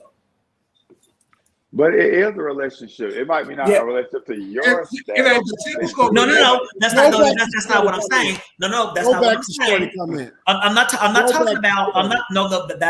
That's not what I was saying. I'm not saying that the people who do this, that it's not a real relationship. I'm talking about these people have choices. You have a choice to find other like-minded individuals that will fall in line with whatever it is that you're into. Since there's so many of them out there, but they're afraid but they're afraid to tell themselves the truth. That's the thing. You get with people, everybody base their love and admiration for somebody on a false pretense anyway. We judge people by a physical attribute or whatever we think they have or whoever we think they are. That's what we choose to fall in love with. But sometimes we got to be smart too, because when you dating people, you have to look for signs. You have to slow down and get to know these. Yeah, don't fall so quick and hard for people and you don't know what they're capable of, because who shows up first is a representative of who they think you want them to be. Then the real them start unfolding. So have enough for yourself that when this start happening, don't accept it. If you accept one cheat, you better accept because if you let them do it once, they'll never stop. That's just what it is. And you see, yes, training so many times. Yeah, I mean, considering I'm a person who just came out of a situation where I was in a relationship, because my last previous relationship that has been publicized, we are both open books and we're friends now. So I hear everything that everybody has said. Dominique, I completely agree with you. When I met my ex-boyfriend, we met in a threesome. He wasn't even my company. The person that I invited over invited him. And then we ended up doing what we did. And bitch, he stayed. And he was like, you're going to be my boyfriend. I don't know what it was, what I did, or what the energy, what happened. But something about him meeting me in that moment, in that presence, that's what it was. And I had the conversation with him early on. When I meet people, I give them my cons before my pros. Because I feel like my pros will manifest and they're just going to be organic. You'll get the best of me off the bat. But these are things that I happen to be into or interested in. And if these are things that you're not interested in, then cool. I have been time and time again in relationships with people where I have been cheated on because, one, they wanted to hide me because of who I was, or, they wanted to have their cake and eat it too. What y'all did in that threesome? What y'all had? What y'all did? I'll tell you about that later. Okay. Cake and eat it too. And then also within that particular relationship, I am not so much of a bottom. Like I try, but it ain't mixing the way I want it to be. However, and neither was he. But we fell in love, and I loved him, and we had something mutual in common. We didn't mind fucking on other people together, and it was a turn on for me because that was my partner. I know most people think, oh, it's not a real relationship because we don't respect each other, but you don't dictate what a relationship is when we have a connection and understanding. Because our relationship was so much more than sex. My demise of my relationship had nothing to do with our sexual endeavors. It was us not getting along. It had nothing to do with the people that we brought into our bedroom. That was just an extra entity that we just happened to have that we liked. And instead of you cheating on me, I'm opening this door because I too am with the shits. And I'm okay with the idea of this happening because we have established that we are together. So do y'all who we bring in, they're not going to deflect our relationship. That'd be my biggest thing when it comes to having an open relationship. Have these people and send them on their way. But my question to you, Trinity, is though, what about if he wanted to have, because it also states in the post that they would have sexual relationships with other people outside of their relationship. That's what I was going to get to. The problem is that we have to establish to each other that this is an activity that we are doing and we're not indulging in. There's one thing for us to just have sex with somebody and move on. There's another thing for you to text, call, check up on, I miss you, come over, I walk in the house and you laid up under the date that we had last week. No. There's not supposed to be a connection. There's not supposed to. When you running up at somebody wrong shooting that, it's gonna be a connection. Well, no, because no, it's not. Yes, it is. You shooting calm in somebody. we have random sex with people all the time. But and you then are you cannot tell me living in them. where they work, what's their name. It happens all the time. I don't care who you are. We have all had sex with people, and bitch couldn't tell you who they were. For bitch, they could have robbed you blind, and you knew nothing about it. That's all true. Done it. That's true. How that's supposed to be conducted. No. When you start building a relationship with the date, then I have a problem. But you call that in your life. That's the downside of calling in that type of relationship. No, that's the downside. And you know why I say that? Because what we fail to realize is that we don't fulfill every obligation to our lover. My lover like to. You can never do that to me. I can never provide that for you. If I can't give it to you, you're going to go out and get it somewhere else. You should want him to. No, I shouldn't. Yes, if I don't do something that you like, motherfucker, go get it. Self-preservation is the law of the motherfucking land. Which is all the no. All the more reason why I'm not deprive you. This relationship with you, because I have no problem sitting there watching you. You ain't got to watch me hump none. If I'm turned on by it, then what's the problem? You about to get blind. Who? Let me tell you something. First of all, this is the downside of inviting people into your home and into your bedroom. There may be a connection. Because let me tell you something. Some people can really fuck. Some people can really suck a dick in a way that make you want them to leave their whole motherfucking head at your house and send their body home. You got to be careful who you letting in your bedroom, because feelings can get involved from sex. Sex is supposed to be this sex is a sacred thing, number one. It's supposed to be sacred between two people, right? So you give it to somebody else and then say, don't have feelings for this person. So let me say this. Let me say this. Again, sex was not the demise of my relationship. But that's the rule. If I can't say anything else about my ex, that boy was for me. And anybody that it's hard to explain, and I don't want to put him or myself out too, but I can wholeheartedly say that I was never concerned about him leaving me for somebody else that we had together. I was never concerned about that.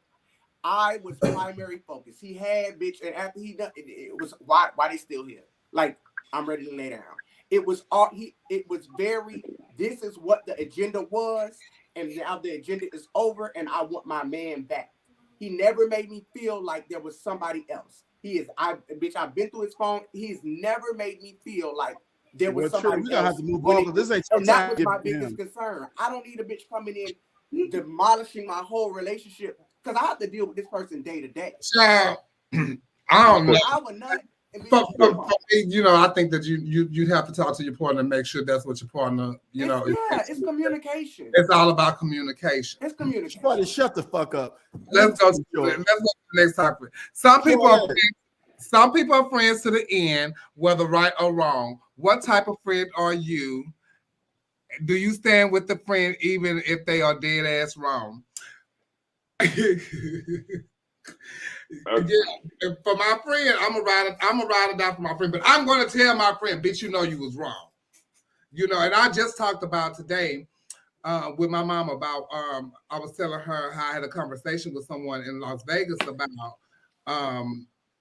about me and my friends, and they told me how when I was mad at them, how one of my friends stopped speaking to them.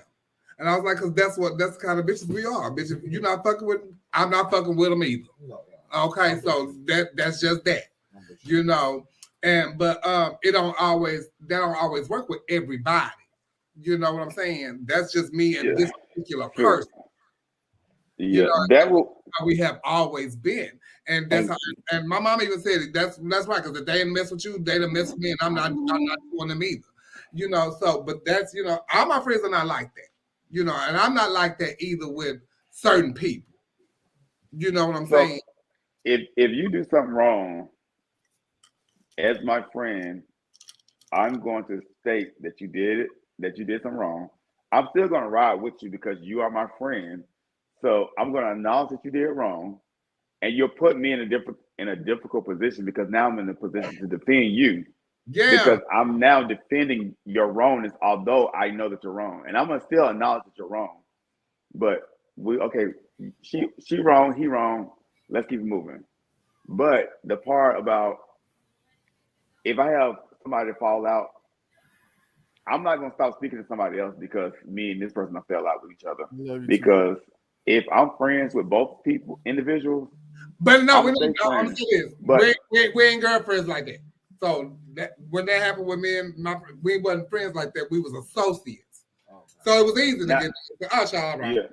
Now, if I met you through somebody and we really not cool like that, I just know you through Chevelle. Yeah, that kind of that stuff. might be different. But if we're friends, I ain't gonna stop speaking to you because y'all fell out. However, when people fall out, it does reveal their characters, and I pay attention to the reasons people fall out and how y'all fell out and what were the outcomes of y'all falling out. Because goddamn question. You said what? What you say, Trent? That ain't even a question. I'm going off something that Chevelle said when your screen was on black. So you might have missed something. Maya, shut up. What kind of friend are you, Dominique? Do you stand with the friend, or even if they're dead ass wrong? I'll tell them, not in front of people, but I'll tell them if they were wrong. But if you really were wrong in a situation, I'm not gonna co-sign it in front of people. I'll just say, that's something that y'all got going on. But yeah. What about you, Trent? I shoot straight from the hip. I'm gonna tell my friend when they wrong, because wrong is wrong, right is right. I don't believe in riding with a motherfucker through anything, because you got to watch how you say that. Because would you take time for a motherfucker? Would you do 10 years for somebody? Would you do 20 years for them? Would you do this? Don't always say you riding to the end, because you really ain't equipped like that. You know what I'm saying? Depends on a friend. No, I ain't doing no time for no friend. But here go the thing. Here go the thing.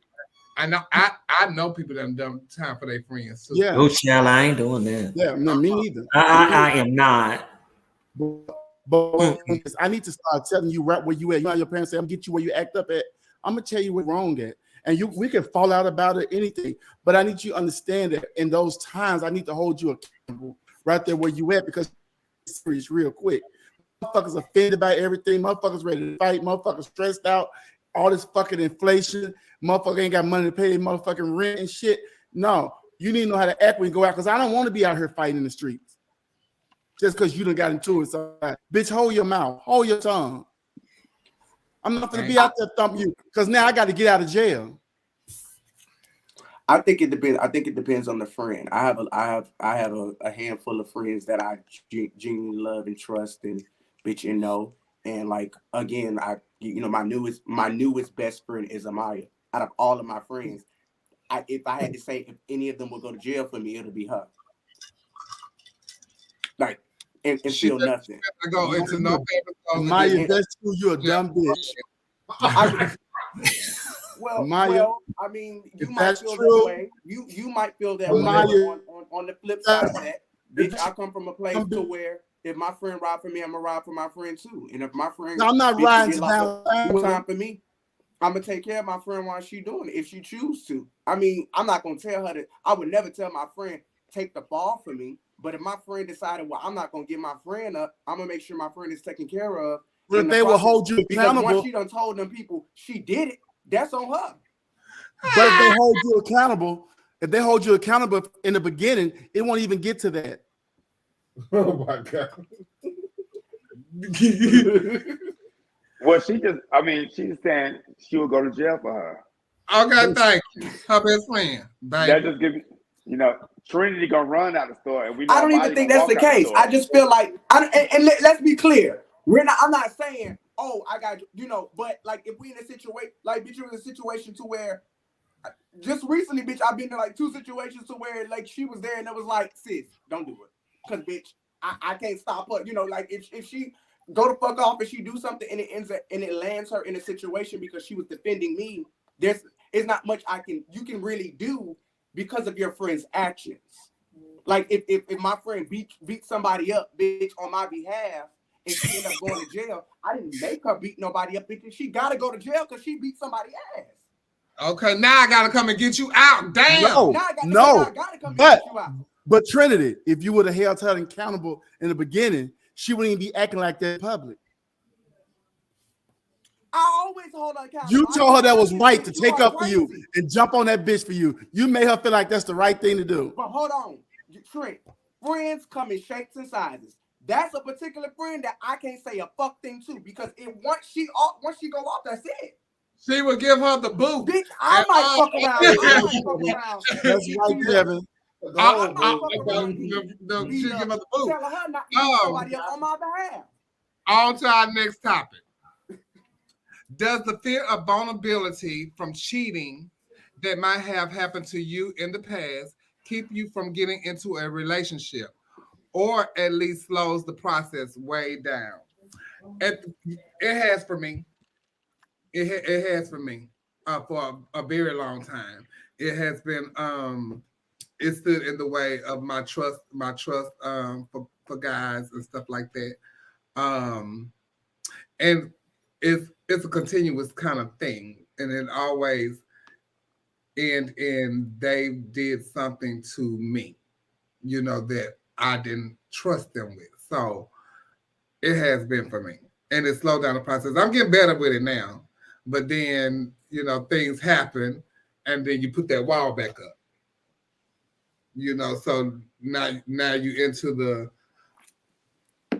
like you said, single and mingling type of thing, and it is what it is because you can't trust nobody. And I have a big thing with trust, and I told the person when I was in Vegas, if you break that trust of me, I might give you the second chance. After the second chance, I'm done. I can't do it no more because I can't trust you. And that's with with my relationships. Dominique, what you think? How you feel about that? I always try to give people the benefit of the doubt. I don't want, ma'am. I was talking to you. Go ahead. Okay, but I always try to give people the benefit. Do you mean? So you meaning somebody that I'm with currently, or somebody I'm pursuing and I was cheated on before? I'm gonna say, does the fear of vulnerability from cheating that might have happened to you in the past? Okay. Get into a relationship, or at least slows down the process. Yeah, so I always try to approach a situation to where I try to give a person the benefit of the doubt, but I always try to be very aware, and I definitely look for signs and see if there's some things that trigger me. But I always try to give the person the opportunity to show me, if that's who they are. But yeah, I mean, I think you always have that in the back of your head, in your back of your mind. Trinity. I just kind of go into situations always assuming that door is always going to be open. I think when things are too good, people assume like, why is everything going so well? And then they start poking and prying or assuming, or, it just depends on the person. But I go into everything with an open mind. Like, I'm not going to hold you accountable for my past actions, but I don't put nothing past nobody. And when it does happen, it's not even like a dramatic scene for me. It's like, okay. Sometimes you just don't want to go through that no more. You know what I'm saying? Yeah. So that's why. But I don't. Yeah. That's why my trust issue be there for that. But because I'm looking for the signs, and if you give me something, I'm gonna let me see how this play out. Trent, what you think? I honestly think that when something traumatic happens to any one of us at any given time, no matter what the situation is, I think we should seek some kind of counsel, some kind of therapy, so that we can learn how to deal in life. We are idiots, I think, to even feel, well, not idiots. I think we're a bit naive to feel like we're going to go through this life and somebody's going to be 100% faithful to us and not want to do anything else. The thing about hurt is it's going to happen to you for as long as you live. Somebody going to hurt your feelings. somebody gonna pass away. You're gonna call somebody and ask them to do something for you. They're gonna let you down. You're gonna lose a pageant. Somebody gonna run off with your money. You're gonna constantly be hurt. So I think that when something as traumatic as cheating happens for people, I think they need to do a bit of therapy or counseling for that, because now you're robbing yourself of experiences that could be great in your life because you're so afraid of what happened to you in the past that you let that bleed on to everybody that comes in your direction. True. And then you go in with the mindset of believing this nigga ain't shit. He ain't gonna do nothing but cheat. So then you robbing him of a chance to even be 100 with you because you're so set on what happened to you in the past that you can't even appreciate the present. I live day by day. Every day is a present for me. I tackle that day, and then I go to the next one. We good here today? We good. Whenever that time comes and you may cheat on me or you may hurt me, I'll deal with it then. Absolutely. I know what hurt feel like. So, again, when I have these traumatic experiences, seek some counsel. I promise you, once you get tools to live a life and change your mindset, you won't be as hurt. Because people are going to hurt you. You're going to be hurt until you die. But Trent, let me ask you a question. Do you think sometimes you get in situations where you're with a person where you might be more experienced than they are, and they might do foolish things that you have encountered in your past, and you might be a little bit more acceptive to how they treated you or what things may go through. And like you were saying, go to counseling, but why the fuck do I need somebody to tell me something that I kind of already knew was going to happen in the first place? Like, But you let it happen to yourself because you knew it was going to happen, and when it happened, you let it keep. Not saying that I knew it was going to happen, but because I don't hold nothing against anybody. Like you I don't. But go like I said anything. earlier, 2 times you're out. Because if you let them keep doing it to you, they're gonna keep doing it to you. 2 times you're out with the same person. If you stay in that situation, you gave them the leeway to say, okay, and they gonna always say, "I'm sorry." We talked about Wendy Williams and how the signs was there with her husband early on. Yeah. And look at the predicament she's in right now with him. You keep letting them do it to you. I want to talk to Neil. Neil, what you think? Have that happened to you? Because you in a different relationships of what we've all theory. But you know what? The thing is, it has happened to me, and the person who I've been with, like, we have like our own relationship. We were like friends for like years, and we had both gone through different things. Had never even thought about each other like that.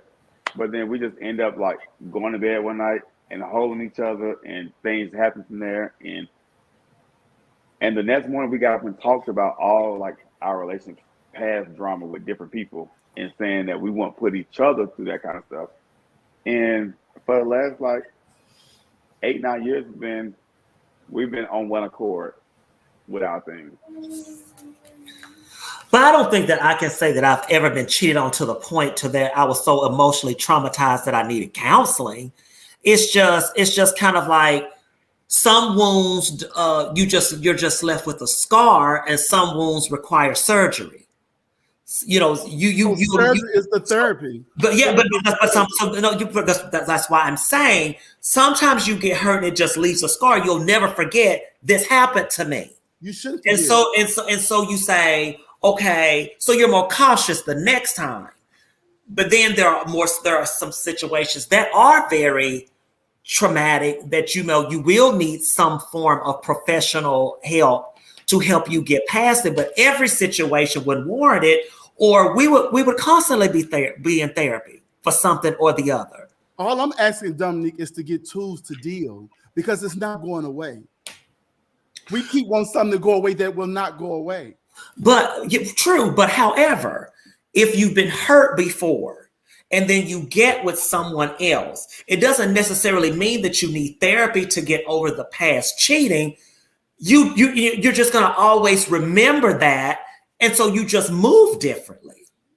And I mean, because I just don't think that you're just going to ever forget about it. It doesn't mean that. It doesn't mean. It's when it bleed onto the other person. It's constantly, and everywhere you go, it's this caution you have that you cannot enjoy the person because you feel like he gonna do me like every other nigga ever done me. That will bleed on you. That is traumatic. That will bleed on everybody, and it's unfair to the person that you're getting to know. And one more thing, what I said about therapy, it's not just for that. Therapists also help you take a look at yourself. What is it that you're doing in this relationships that this is always happening to you? There may be something about you that you never realized because we don't get to see ourselves. We just live this life. There's always somebody watching our actions and may see it from a different angle that we never thought about. So that's what therapy do. It puts you in a different mind space and a different thought process to help you through those kind of times, because we got to deal.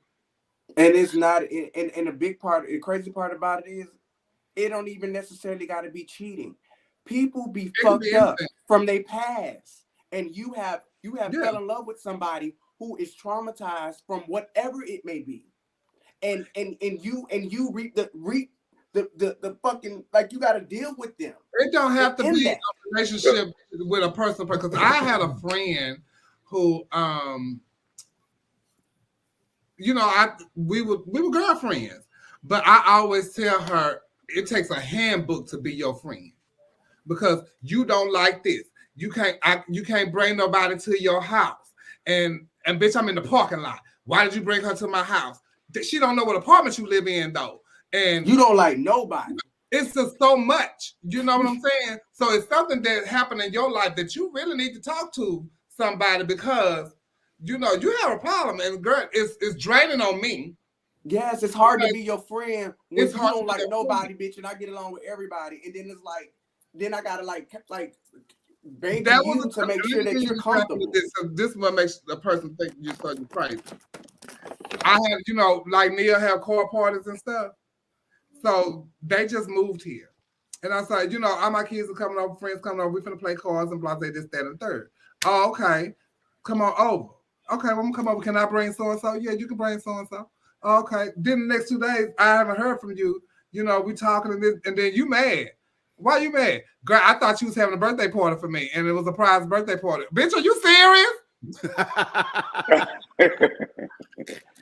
I didn't even know it was your birthday. Damn. So, like, I'm like, it takes a handbook to be your friend, and sometimes that kind of stuff is draining, but you never know what has happened in this person's life. Yeah, but bitch, ain't nobody trying to be Dr. You need to get some therapy. Yeah. Yes. So, do y'all think, on to the next topic, do you feel that absence of a parent affects a child? I don't know in what situation this might be in. So okay. Go ahead, Neil. I think the absence of a parent definitely affects a child. And like as they become an adult, and because parents to me, parents are your first role models for me. And you look up to your parents and you look up to them for guidance. And if you are missing a parent, then that's missing a void for you. And so you're left to seek out, I guess, guidance from other individuals outside of the household. So I do think it affects individuals who grow up like in a only father household or only mother household. I do think it affects those individuals.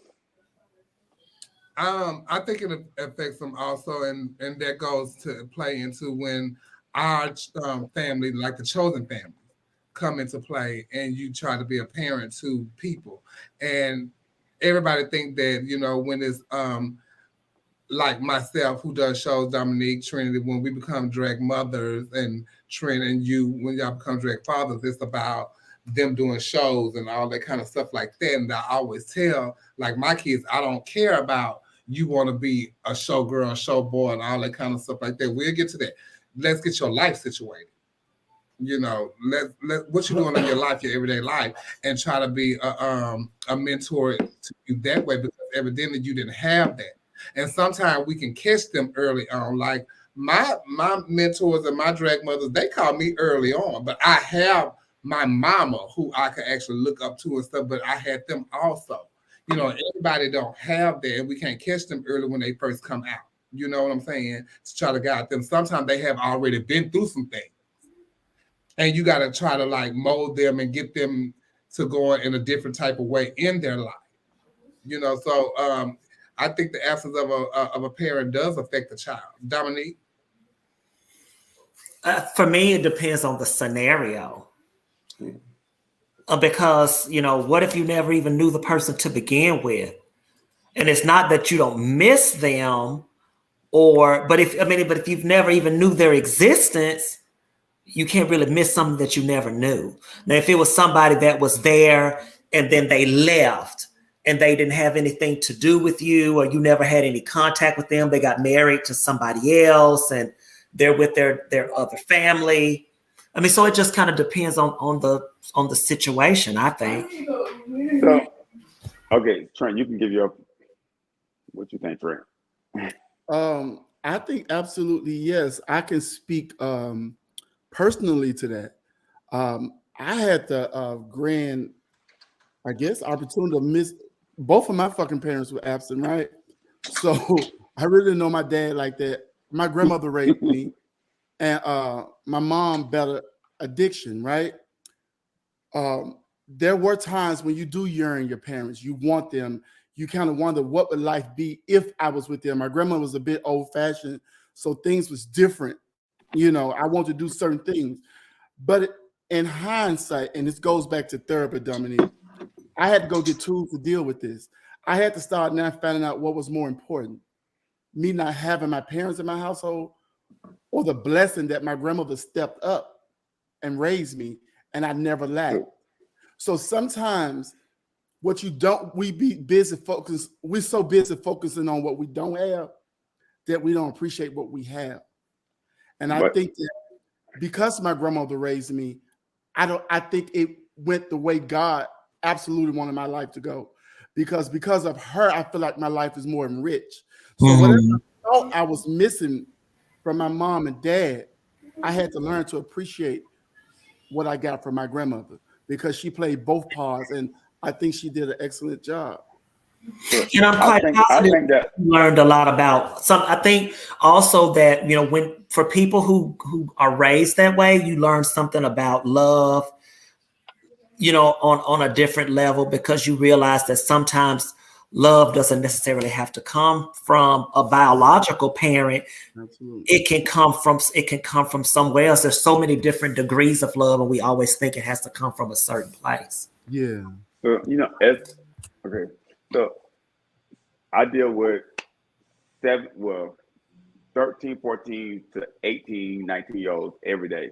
And the absence of a parent absolutely matters to those individuals, because I mean, you learn to adapt, stand with your grandmother and your grandfather, X, Y, and Z, but those kids miss out on certain experiences because you have other peers who have that experience with their mother, father, or whatever the case may be, and they talk about it all the time. When they come to the office, they get in trouble and they cry saying, "Oh, I acted out this way because of X, Y, and Z," because a lot of times they are mad because of something else that has nothing to do with the situation that they're in now. But because not having a mother or father in the house, or your daddy, I have so many kids who daddy's in jail or who mama's away, that it really affects them in so many different ways. So they learn to adapt with it, staying with a grandmother, but it does not fill that void of having the parent. Trinity? I think for myself, my shit is kind of like all over the place, because my mom was extremely accepting of me early on. Like, she basically created Trinity, purchased, you know, and then my dad was he wasn't in the picture until after Drag Race. And I think because like my immediate family didn't find out about my status until I said it on TV. And then I think something about that triggered them to like, okay, let me love him a little bit more, be more attentive. And then after that, like my relationship with my dad just skyrocketed. And as a kid, it never bothered me because my mom always had somebody in her life, and whoever the father figure was is who I adapted to. And that's just what it was. And then with my dad, he, you know, I remember one day him like apologizing to me and saying, you know, I wasn't there for you and I don't want you to, you know, hold that against me. And I never did. Like, for me, it was like, I was waiting on you to grow up. I knew who I was. Like, I didn't hold anything against you. I was just waiting on you to catch up. You know? And once that happened, now it's, bitch, he Team Trinity. He come to the shows. My dad has flown to places. He don't even fly. Like, he wear t-shirts. Like, he's so into me. And then when I moved to Atlanta at 16 with my father Ken. Sorry, Shabelle. but Ken, if I had to say who my dad was, that's my dad. Okay. That man ride for me. Shout out to Ken. Like, he rides for me. And I'm everything a child would be to a father, and the irritation and the aggravation and the frustration and he's patient, and he, you know, and he is my dad. Bianca Monroe, rest in peace. When I moved to Atlanta, she tucked me in, and she wasn't my gay mother. That was my mom. It was like, you need to do this, you need to get a job, you know, you need to be, you know, and she's the only, at the time I was 16, nobody knew how old I was in Atlanta. She that's the thing how about old I was. The families that you like she was to have. I have been blessed to be around people, and that's why people always say, oh, you got a lot of mamas. I do. Natasha Braxton, my very first gay mother, bitch, my very first gay mother. Ebony Sherry, who's my current mother. You got a new mama? I have several mothers because they all because I am a project. I'm a project, and different people handle me in different ways, and I call different figures for different things, and I talk to people about different stuff. Yeah, and everybody can't suit those modes. And my mom, my real mom, is more like my friend than she is my mother.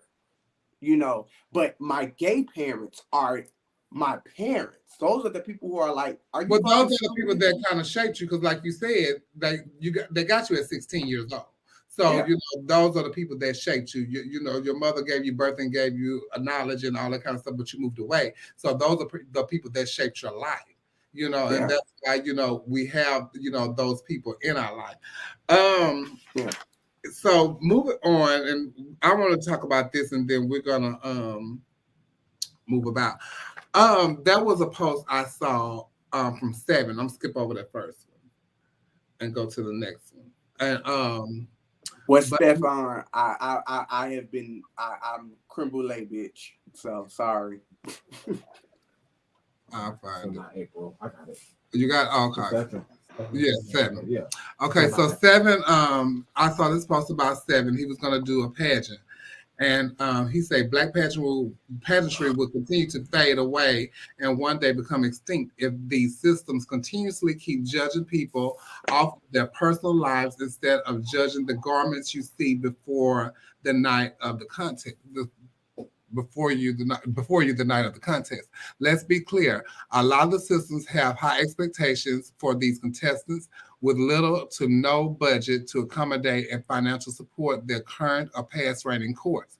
Heck, most of us work corporate good paying jobs that don't scrutinize us and dictate the things we do in our personal lives. As bad as these promoters and pageantry systems do, and these are jobs that pay us as well. But the problem we have in pageantry is that as female impersonators and male leads, our worst critics are very up close and personal in our everyday lives. We call them auntie, uncle, brother, sister, mother, father, etc. And those same family members be the same exact people who smile in your face and turn right around and lay you out. So evidently he was going to do a pageant, and he opted out, I guess, because of the judges panel.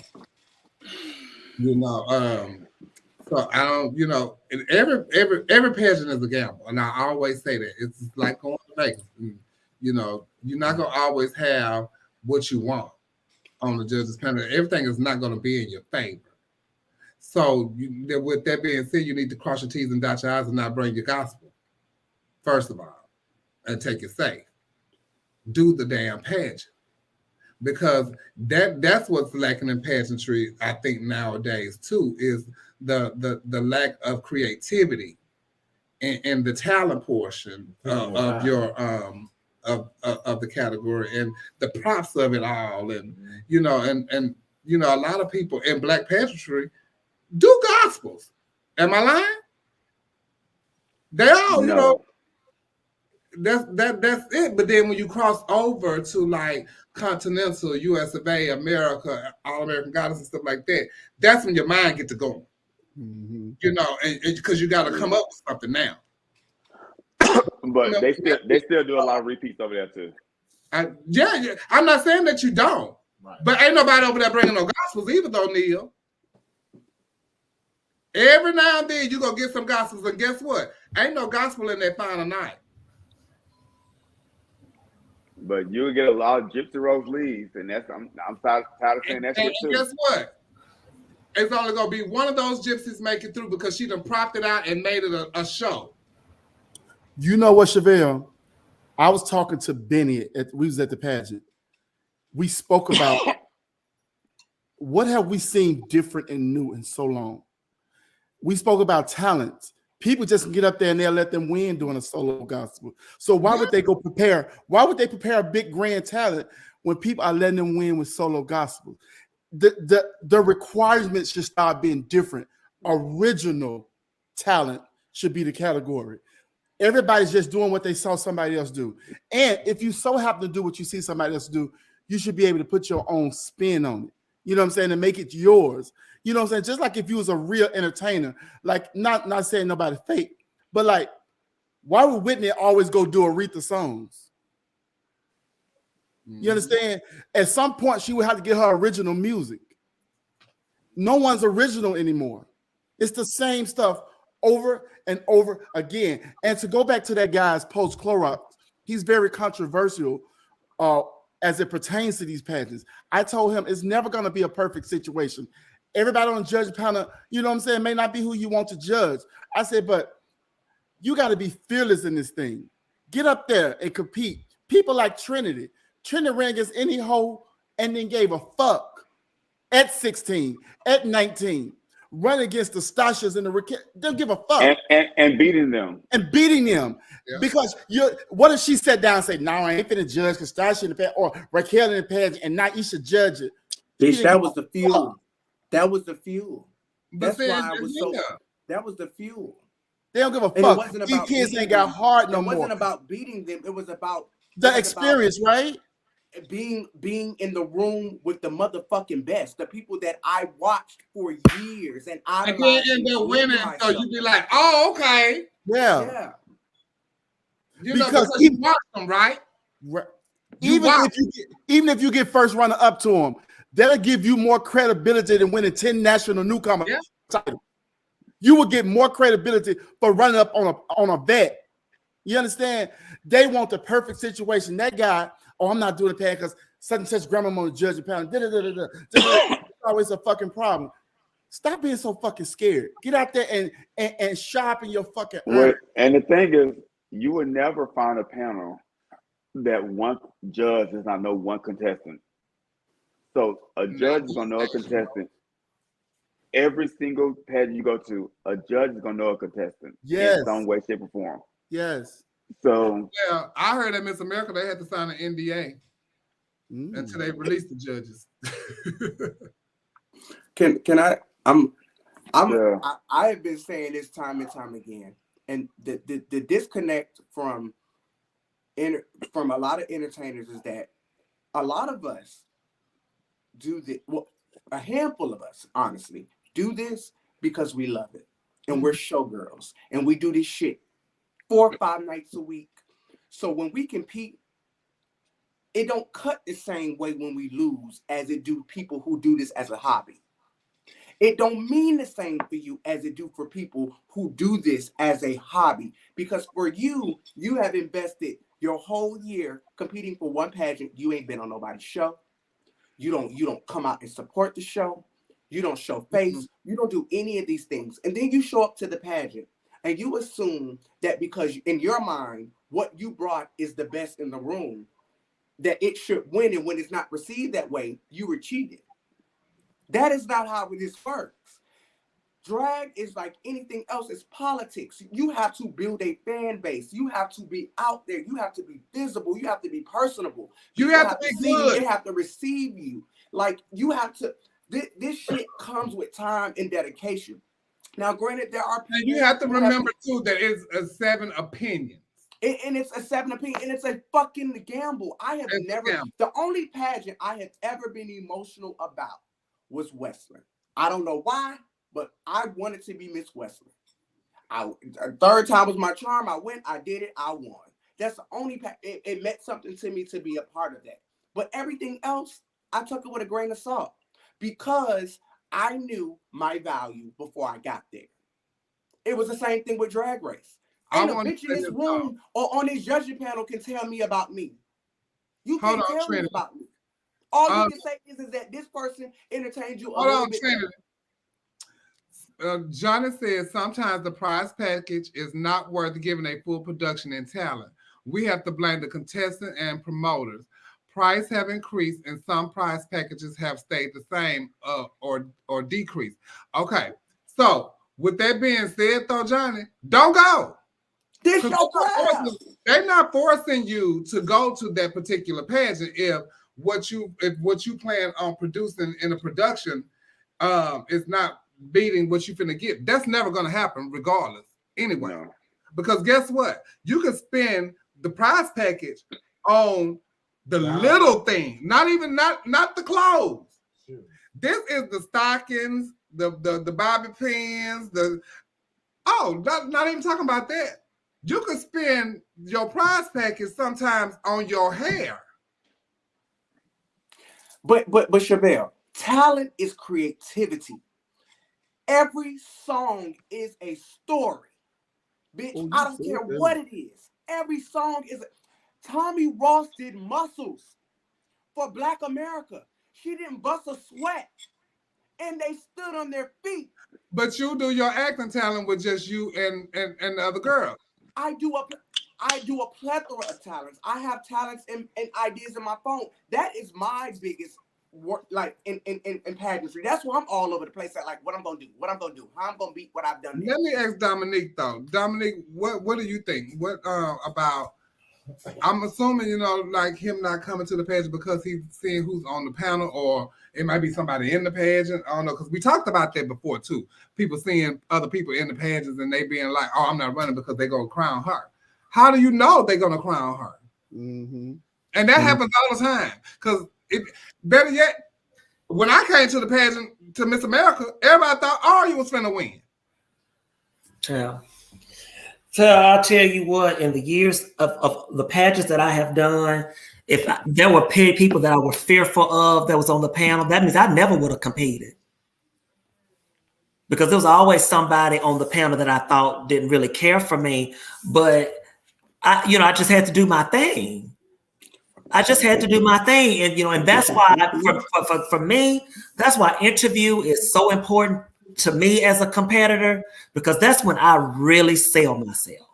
You may not have thought I was a contender or a choice, but let me tell you, I may not be as pretty as this girl over here.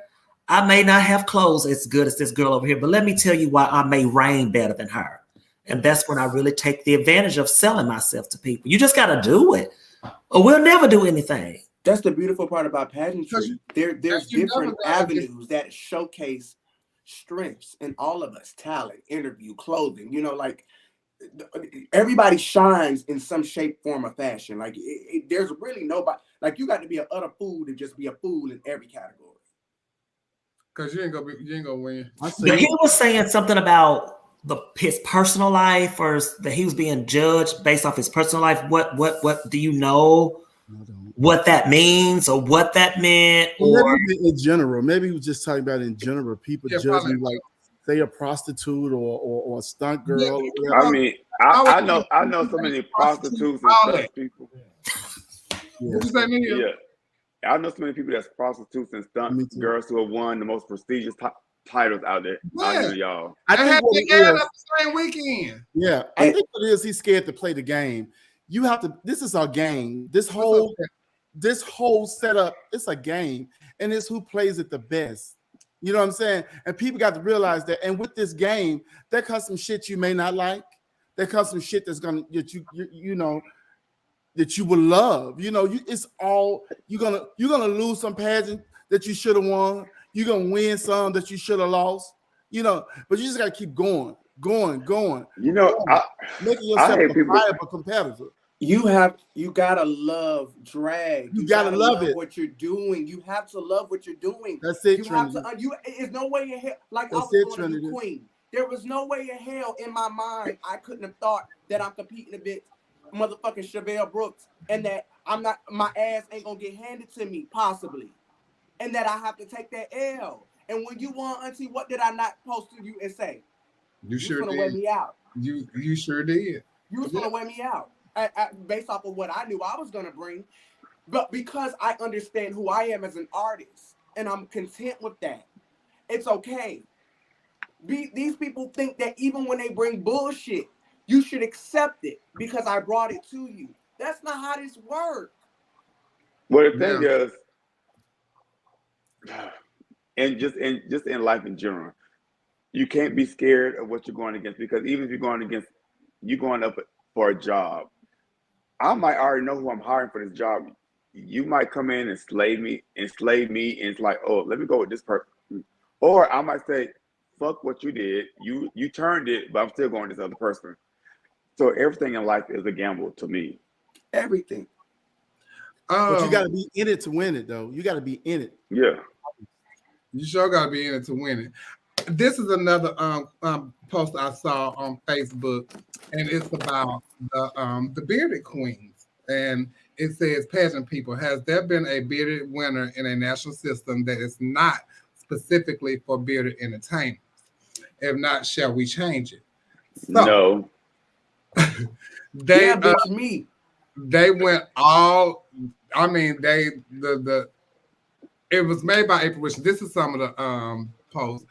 David Bridges, and some women have facial hair. I understand the big deal. That doesn't affect the caliber of your talent. David Bridges is the owner of America's Bearded Queen. And he said, sweetie, I am very much in favor of bearded drag. In fact, I created the America's Bearded Queen pageant system, which is open to anyone regardless of gender. You are correct. Some women do have facial hair. And no, it doesn't affect anyone's talent. No. Now, my grandma might have had one or two facial hairs, but she didn't have a whole beard. No, sir. So, no. Ron Sanford said the part of female impersonation has a beard that we call. Can somebody read that? Because I can't see that really. It's small. What part of female impersonation has a beard that we called booger drag or camp drag? It is not what I believe everyone wants to see on a national female impersonation, a national impersonation pageant. It is clear that drag and female impersonation has gone two different ways. It's not saying it's not valid, but not in a female impersonation pageant. I mean, the first part of that is female, and unless you're doing the girl form, the greatest showman as talent. It's oxymoron. It's oxymoron. So David Bridgman, being the owner, he was offended by what Ron Sanford said. Does he know what an oxymoron is? Huh? Some people might not know what an oxymoron is. Explain. Well, I'm sure he don't. Oxymoron is like saying like a giant shrimp. like or jumbo shrimp. It's still small, but you're saying jumbo. But a bearded queen, no. A bearded queen should be Continental or USA or a lot of other pageants, because we're still looking at you in the female illusionist category. Mm-hmm. Well, drag is the definition of drag is a man in it. Well, excuse me. Oh, let me be correct. Pronouns. It's you in costume, basically a character creation in And costume. female form of costume. Right. So there's avenues and there's rules. Everybody has rules and regulations to their events, you know. And no, you're not going to be Miss Continental with a beard, but they have created avenues for people who are bearded queens who want to do as such. Now, I didn't understand the bearded queen situation until somebody explained it to me. There's one guy who does drag. He was like, I work for corporate America and I love doing drag. I need my facial hair because it just makes me, you know, in my place of business. Well, first off, and I would tell that person, corporate America doesn't require you to have a beard. Hey, God should say, I understand. don't have you. Look, I'm not questioning. I'm just going off of what the person told me and their reasoning. It is what it is. Yeah, he liked the aesthetic of it.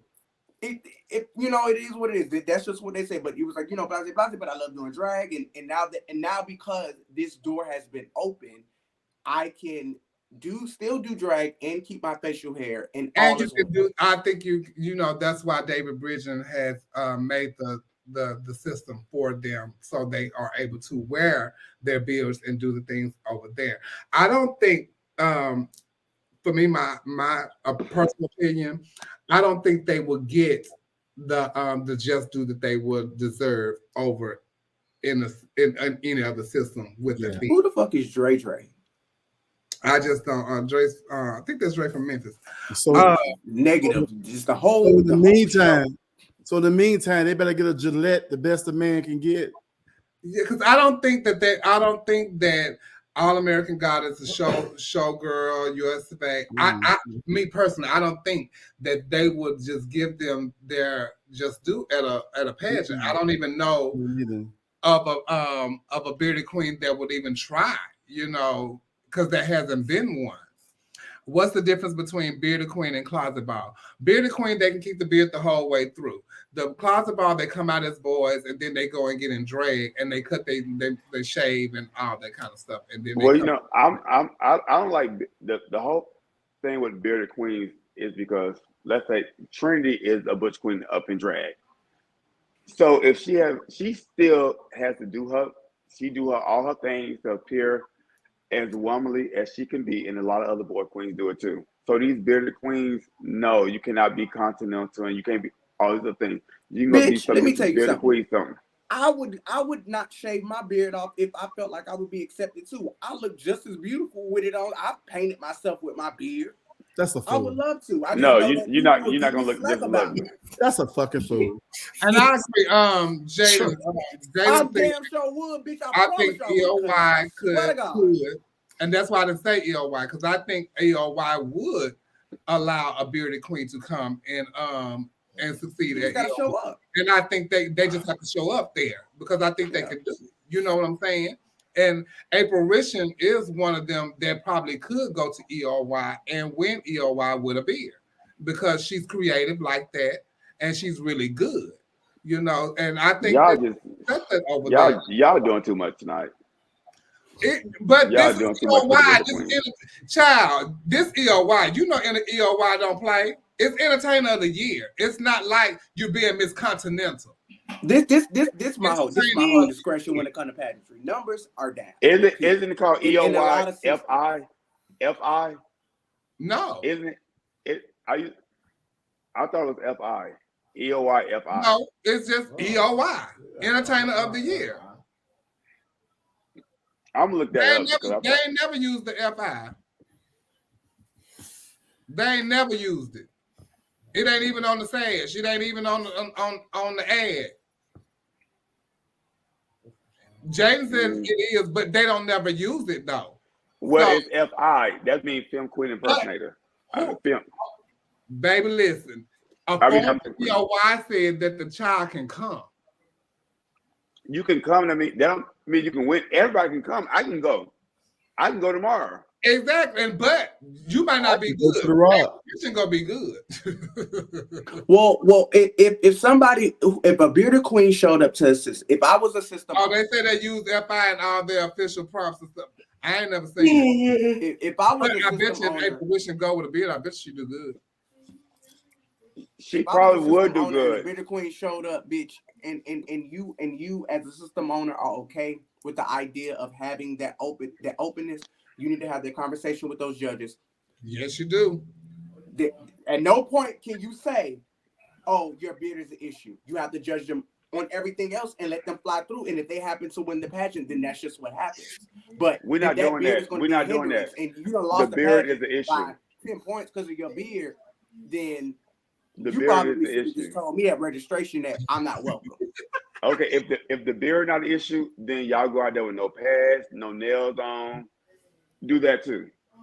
If the beard is, I don't think they're gonna be accepted anywhere but EOY other than America's Bearded Queen. That's just me. I think they can go to EOY. I do. Scott Michael say, "Call me wrong, but isn't the whole goal to be?" No, the whole goal is never just to be continental. And I don't understand why everybody thinks that continental is the end all to be all of everything. So when you win continental, you're supposed to stop. Even with me losing weight, oh, continental is in your future. No, bitch, I won that already. It's 100,000 drag queens in America, bitch, and everybody's supposed and to. Everybody don't want to be continental. Everybody can't be. Everybody can't be. You know, you just that off our career, bitch. It's over. I want you to know, after going to Miss America, I want to be Miss America, but I can't be. Because Miss America makes a coin. Do you hear me? And I always, when Mike and Rob took over the pageant, I told them I wish I could. I can't believe y'all trying to make a argument for these bearded queens. I'm making the argument for the bearded queen at EOY. Let me say that. We're making the argument for the bearded queen because, again, we're living in a time where there's different calibers of drag that is openly accepted, and these people are working and thriving. Bitch, your show director, and it's a show director in Houston. What's her name? Yeah, huh? Bitch, she one of the biggest girls in that city. If they want to put their dog, well, if you're gonna be a bearded queen, then you go out and you do a pageant with no nails on, with no hair on, with no nothing on. You just go out there with your talent. You natural raw talent, then. But you know what? I really don't care what nobody do. They can bring their dog and put their dog wigs on their dog and let their dog bark. I will survive. I don't give a fuck. If it's a market for that, that motherfucker gonna show up and look at it. You know what I'm saying? That ain't our type of drag. We don't like that shit. I don't want to see no bearded bitch in a motherfucking Lily Rubin motherfucking gown with bugle beads all the way down to her motherfucking ankles and shit, modeling and turning around, looking like motherfucking Ricky motherfucking Rose. I don't want to see that. So what you gonna do, Trent, when you at the pageant and that one contestant walk out? Well, the same way I'm gonna get you for a string on your dress, I'm gonna get her for a string on her beard. She got to go. So are you gonna take off for her beard? It might be stained. Yeah. What might be stained? But what if it's moisturized and conditioned and shampooed and it's fuzzy and pretty? Ain't nothing about well, you doing a FI pageant, female impersonation pageant? Listen, when they come out, what I like about her beard though. It's so taping and stuff up under here. It look like just like she contoured. Yeah, they do. But I'm taking off. Minus 10, hairy pussy on face. Oh, bitch, you getting beat up. Oh yeah. I want points. I'm gonna try to put this video in here right quick because I want y'all to see what some of these girls like will come here at the page because they be coming for real. They actually transvestites. Because they men dressing in women clothing. Yeah, that's fine. They can come as hard as they want to come. I'm still not buying the bearded queens. Me neither. I don't want to see it. Yeah, I did. Girl, I want y'all to see this though. Mr. I had turned presentation so hard. I started to put this in here when I. Okay, Marcus. First off, y'all bitches want us to take points off for a bitch who have a razor bump on her face. Now you're gonna be upset the whole bitch with a beard skin. That's ballroom. That's ballroom. Yeah, we ain't never been that ain't about no pageantry, bitch. Now come on. That's ballroom. They walking the They said Pampers wore them cheers now, but I say you judge balls, not pageant.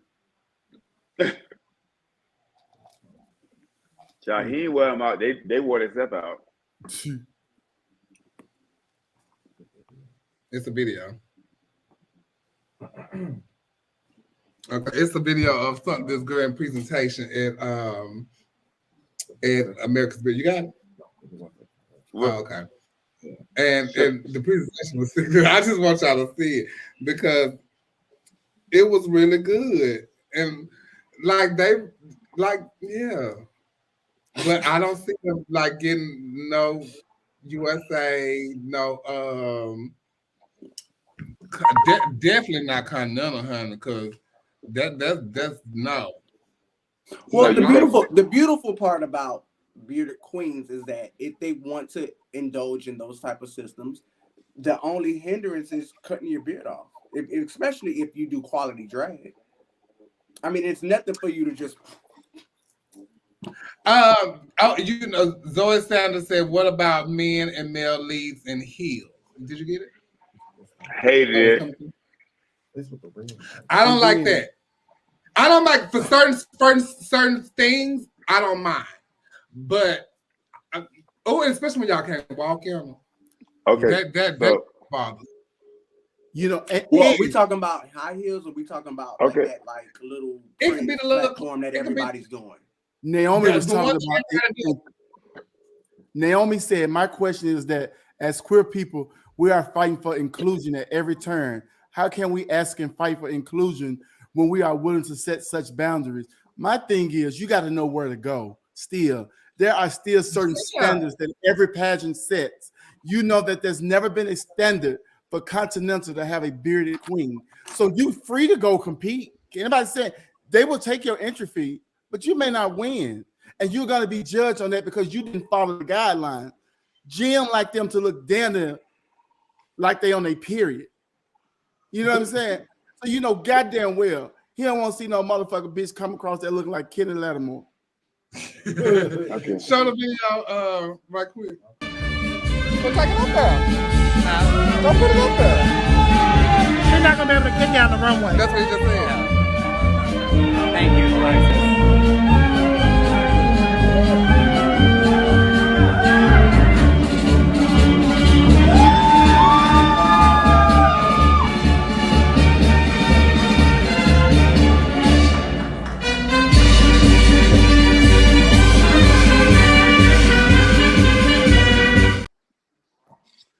Did she win? No, she didn't win. That is absolutely incredible. I mean, but that just renders the whole thing of that same presentation, and that same person could go anywhere else in the country and win with if that. I tell y'all when the curtain opened and I saw it, I was like, "Miss." The video don't do nothing. It was beautiful. No, it's sickening. It's so detailed. Well, the thing is, y'all keep confusing. It's not saying that their drag is less quality or less than. It's just the beard. I'm not gonna buy the beard. Okay, so if they got the beard, so how many points you take off for the beard? If it's 10 points, I'm taking out 5 for the beard because you came in here as a whole nigga. You came here as a whole nigga. You're supposed to be a woman. Chevelle and Trinity and Dominique, when they do a pageant, I'm sure they're gonna get their nails done, their eyebrows done. They're gonna get facial. They're gonna do all these things to appear more feminine. So I'm not buying the bearded queen. So and you know, do the bearded queen tuck? Yeah. Oh. Yeah. Trinity is on here right now with a baseball cap to the back with nails on. Ow! I like it. I like it. It's okay. Full set, baby. Hold on, but this. I just put it up there. You took it down. I like James. I like drag. Like I enjoy drag, and I enjoy investment, and I enjoy thought and creativity. And because it's so common, it would be one thing if you were the individual who came into the pageant with the beard and we had never seen it before. But it's a thing. And if that person showed up to your system and you had nothing in your rules or guidelines that said that you can't have a beard, how the fuck am I supposed to they say? accept your entry, but now you got to go to explain to the judges, okay, we have somebody in the pageant that has a beard. and it's just as simple as Dock that bitch. Dock that bitch every time she come out. because it don't say in the guidelines you can't have a beard. But it doesn't say that in the guidelines that you can't. There's nobody rules or regulations, and no pageant says that bearded queens are not. But that's still a standard. That's still a standard. But you know, you want to adhere to it or not? I know y'all not going back to standard. Now don't go back to standard. Because standard is what got us during Black Universe. It's your standard. Because how about this, Trent? If the bearded queen was the best bitch in the pageant, and if she lost solely off of bitch facial hair when it's a thing, then it's like. Desiree say, why do all the bearded queens go so far to do everything but shave? Right. Yeah. Trinity, I understand your argument, Trinity. I get it. When you in Rome, you have to do as the Romans do. You don't do what you want to do. Which take us back to Dubai. Don't be a faggot. Listen, that's why I ain't going. Because I want to eat ass on the balcony. You know what I'm saying? And I don't want to be beheaded for that. Take his ass off. Leave my head alone. Okay. I'm not for the bearded queens. Next topic.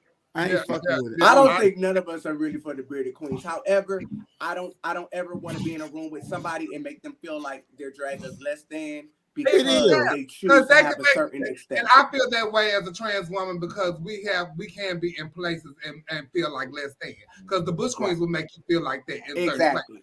And they make you feel like you're not wanted here. Everybody feels this is like going into that room that they pay for $50 at Best Friends on Friday night, and they say you're not wanted here. Hey! Shout out to Best Friends. Just being honest. That's just like going to the party and you're not wanted here.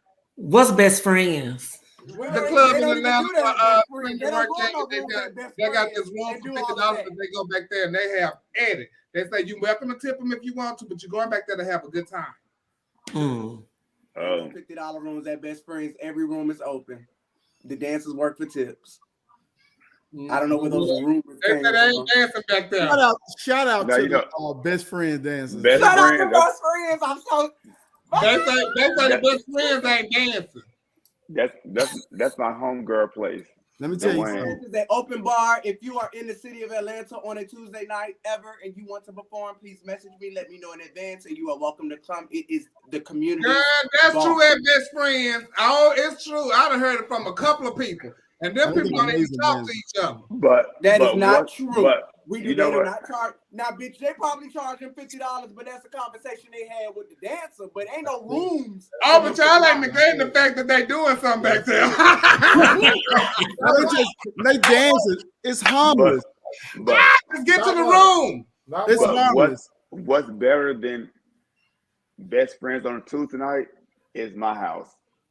Oh, I'm sure. Well, yeah, we know because you ain't been there yet, bald-headed ass bitch. Hey, can we? Speaking of best friends, we want to send a happy birthday out to Nicole Love the Priest. Her birthday, and she's having a birthday party tomorrow at Friends. So if everybody's free, come out to Friends on the dick dancer night. Not that one. You're right. She looks so good right there. That's why I was conflicted about going because I'm like, I want to go see that shit. No, don't say that, Neil. That's your mother. No, her party start early. See, her party start at 9. The shits don't hit the fan till about 12:30, 1 o'clock. Oh yeah, because I'm that's when they start going into them rooms. Ain't no rooms. Well, why in the room? I need to come in lounge. I need to see, and I need to see if they're gonna treat me like the bearded queen. Now, and then I'm coming back on. No. And I'm going to tell the whole truth and nothing but the truth. If I don't get back there and feel like Neil when I come up out of there, it's going to be a problem on Wednesday. No, but Neil don't allow no girls in his car party. Tell him, Neil. I've been there. Me and Coco have been at the car party. Y'all was an exception. Ain't there yet. Okay. Chevelle and Coco. The only Fifth Queen probably been at Neil's car party is Giselle. No, she ain't never been. Giselle, who was Giselle? Your queen. Oh, Barbie. Oh, She don't even count. What she did? She's non-binary. Satina, this thing. So if you're in Atlanta, go celebrate with Nicole tomorrow for her birthday at Best Friends. Yeah. Hey, my king is in here. Oh, my king said he go for the fish and shrimp. The fish and shrimp. Everything. And what else? Can you say she used to go to their party? Yeah, I'm sure. Oh yeah, King. No, Quincy, I ain't letting nobody live in me. King non-binary too. She don't count. I'm not letting nobody live in me at all. We don't even play around like that. Ain't no dialogue going on. So shout out to Nicole. If y'all in Atlanta, y'all go to Best Friends and y'all celebrate her birthday. Go check her out on Monday night, or you can catch her at Lips, throughout the weekend. So y'all show Nicole some love for her birthday. And also, once again, my sister Tasha Long and an icon, a legend in this industry. She had just had a surgery on yesterday, and she will be out of work for like a month and a half. So we want to send her some love if you can. Hey, Dante. Divas Live, $ Divas Live. Y'all show Tasha Long some love and fast healing. Can you find out if she got Zelle or anything? Because I don't have Cash App. Okay. Well, Tasha, if you on here, send your Zelle, just post it, and I'll find out for you. Shout out once again to Jason Hayes, Margot Powell for Prideful Cosmetics, and you can catch it at prideful.me. It's going to be it's at Walmart because I've seen it at Walmart. It'll be at CVS and all kind of different stores and stuff like that. So you can also get it on Amazon, and they're named after prominent entertainers in the business. This is Mocha Montrice's foundation that I use. I got my own concealer, and I have my own foundation. And this is my Wendy Page lipstick that I have. Oh yes, I can't wait to try it. I got some too. I mean, right.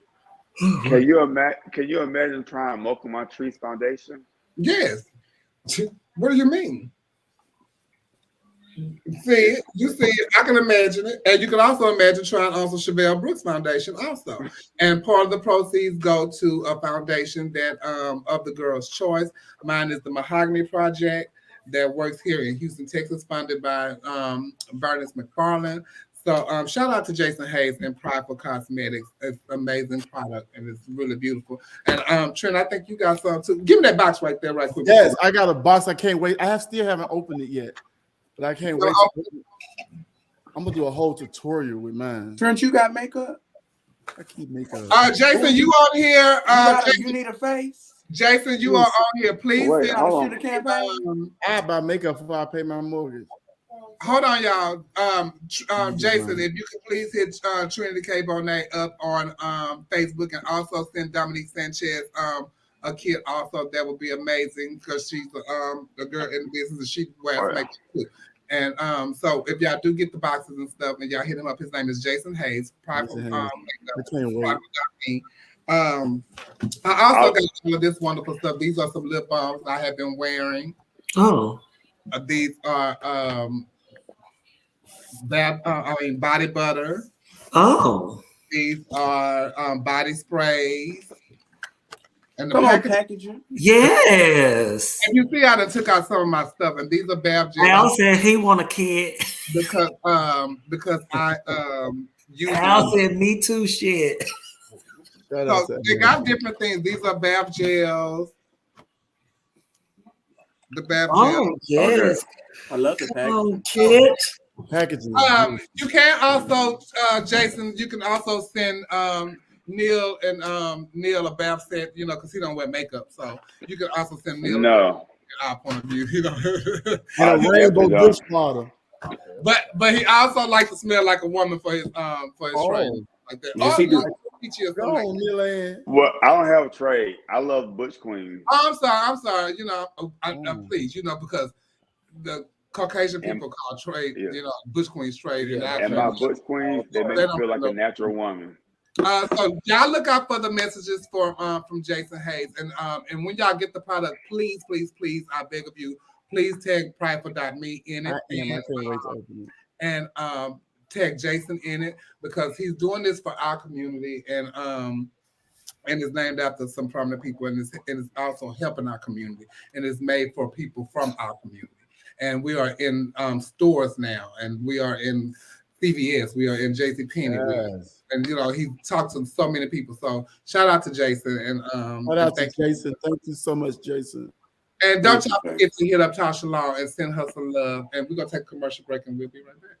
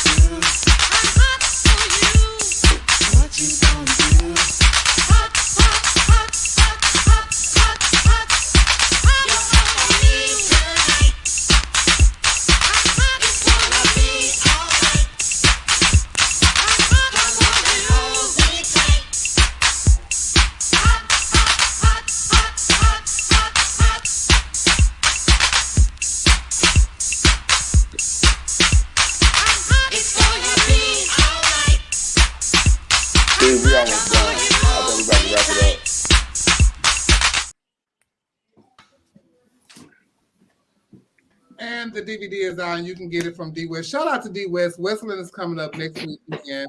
And I want to say shout out to Sean Fungaling, my baby, my angel. He celebrated his 10-year anniversary. Also, shout out to my daughter. She's a former Miss Westland, Shabana B. Brooks.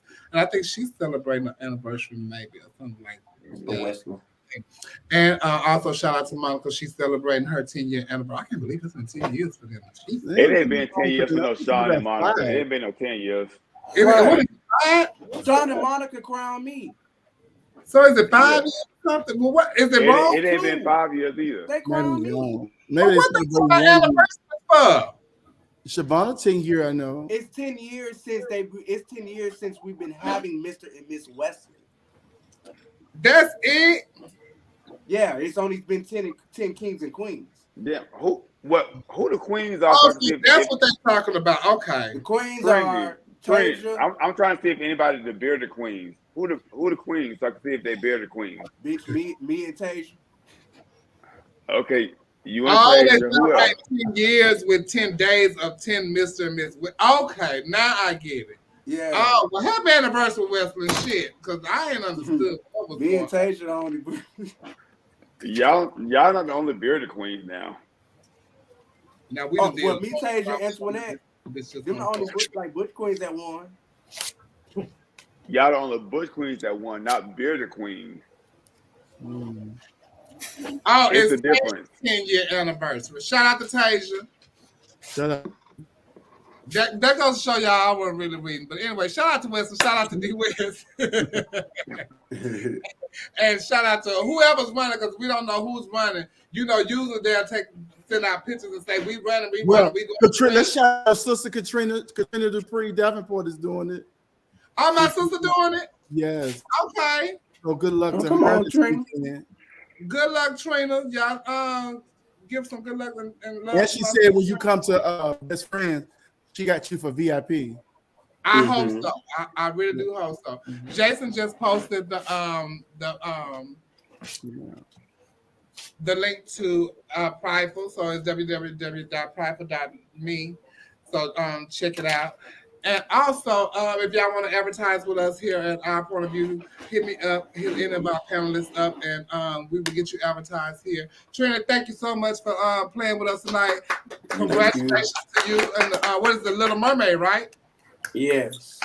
And so congratulations to you and that. And be safe over there. Turn it out. Send us pictures and all that kind of stuff so we can post what you're doing on here. We always support you over here at Our Point of View. And we I love will. you. And I'll send y'all a video. I'm working on a little commercial for Best Friends, so I'll send that so you can. Yeah. And again, go to the room, just saying in the back. We don't always support her because it's a reason why she blocked Trent. Yeah, because Trent be fucking trying it, but it is what it is. Like, you know, Trent didn't know I love her. Trent didn't know I love her. Yeah, but that's what made it an issue because the love is real, and I'm like, damn, like why you at me? But it is what it is. Nonetheless, again, if I say this publicly, if there's any entertainers, no matter where you are, if you're in Atlanta and you want to perform at Best Friends, we're working on multiple nights, but particularly Tuesday, if you want to perform, please let me know in advance. It's an open bar. And they tip well in there. They tip well. We take our entertainers. We feed you. Like it's family oriented. Like I've been all over the world, and treatment to entertainers is extremely important to me. So I'm thriving on making sure that when you come, you feel like the artist and the celebrity that you are. So let me know in advance. We try to get in negotiations with where we're gonna have the finale. Hopefully we don't have to have the finale in Atlanta, because if we do, we're gonna be at Best Friends on Tuesday, and hopefully somewhere hopefully we will have we can't be at Best Friends on Tuesday because I won't be there on Tuesday. I'll be at my house playing cards. And anyway, girl, we gonna call a ball through it. Hey, you, I love you, Stephanie and Vegas. Thank y'all so much for tuning in to Our Point of View. We will be back on next Wednesday, not Thursday, but next Wednesday. Hold up, look, because y'all know my child, they done opened us up, and we are going everywhere. Yeah, okay, we good. I gotta pay rent next week, and so, and I got karaoke with Ty over at J. And my birthday is next week, Tuesday. I turn 32. Oh, happy birthday. You on 32, Trinity? Yes. Yeah, she started when she was 12. Shout out to Desiree DeMarne over in Phoenix, my sister. You're a young girl, Trinity. Hey, Desi. So once again, you guys, we love y'all so much. It's time to go. I gotta go eat some shrimp because I done lost 15 pounds sitting here.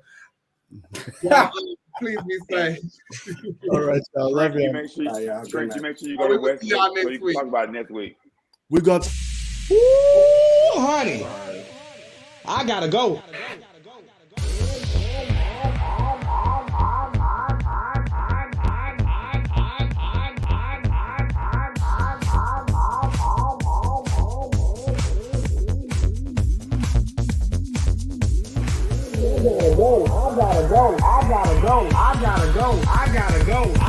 Yes, God, honey, they had tuned in, baby. I gotta go. I gotta go. I gotta go. I gotta go. I gotta go. I gotta go. I gotta go.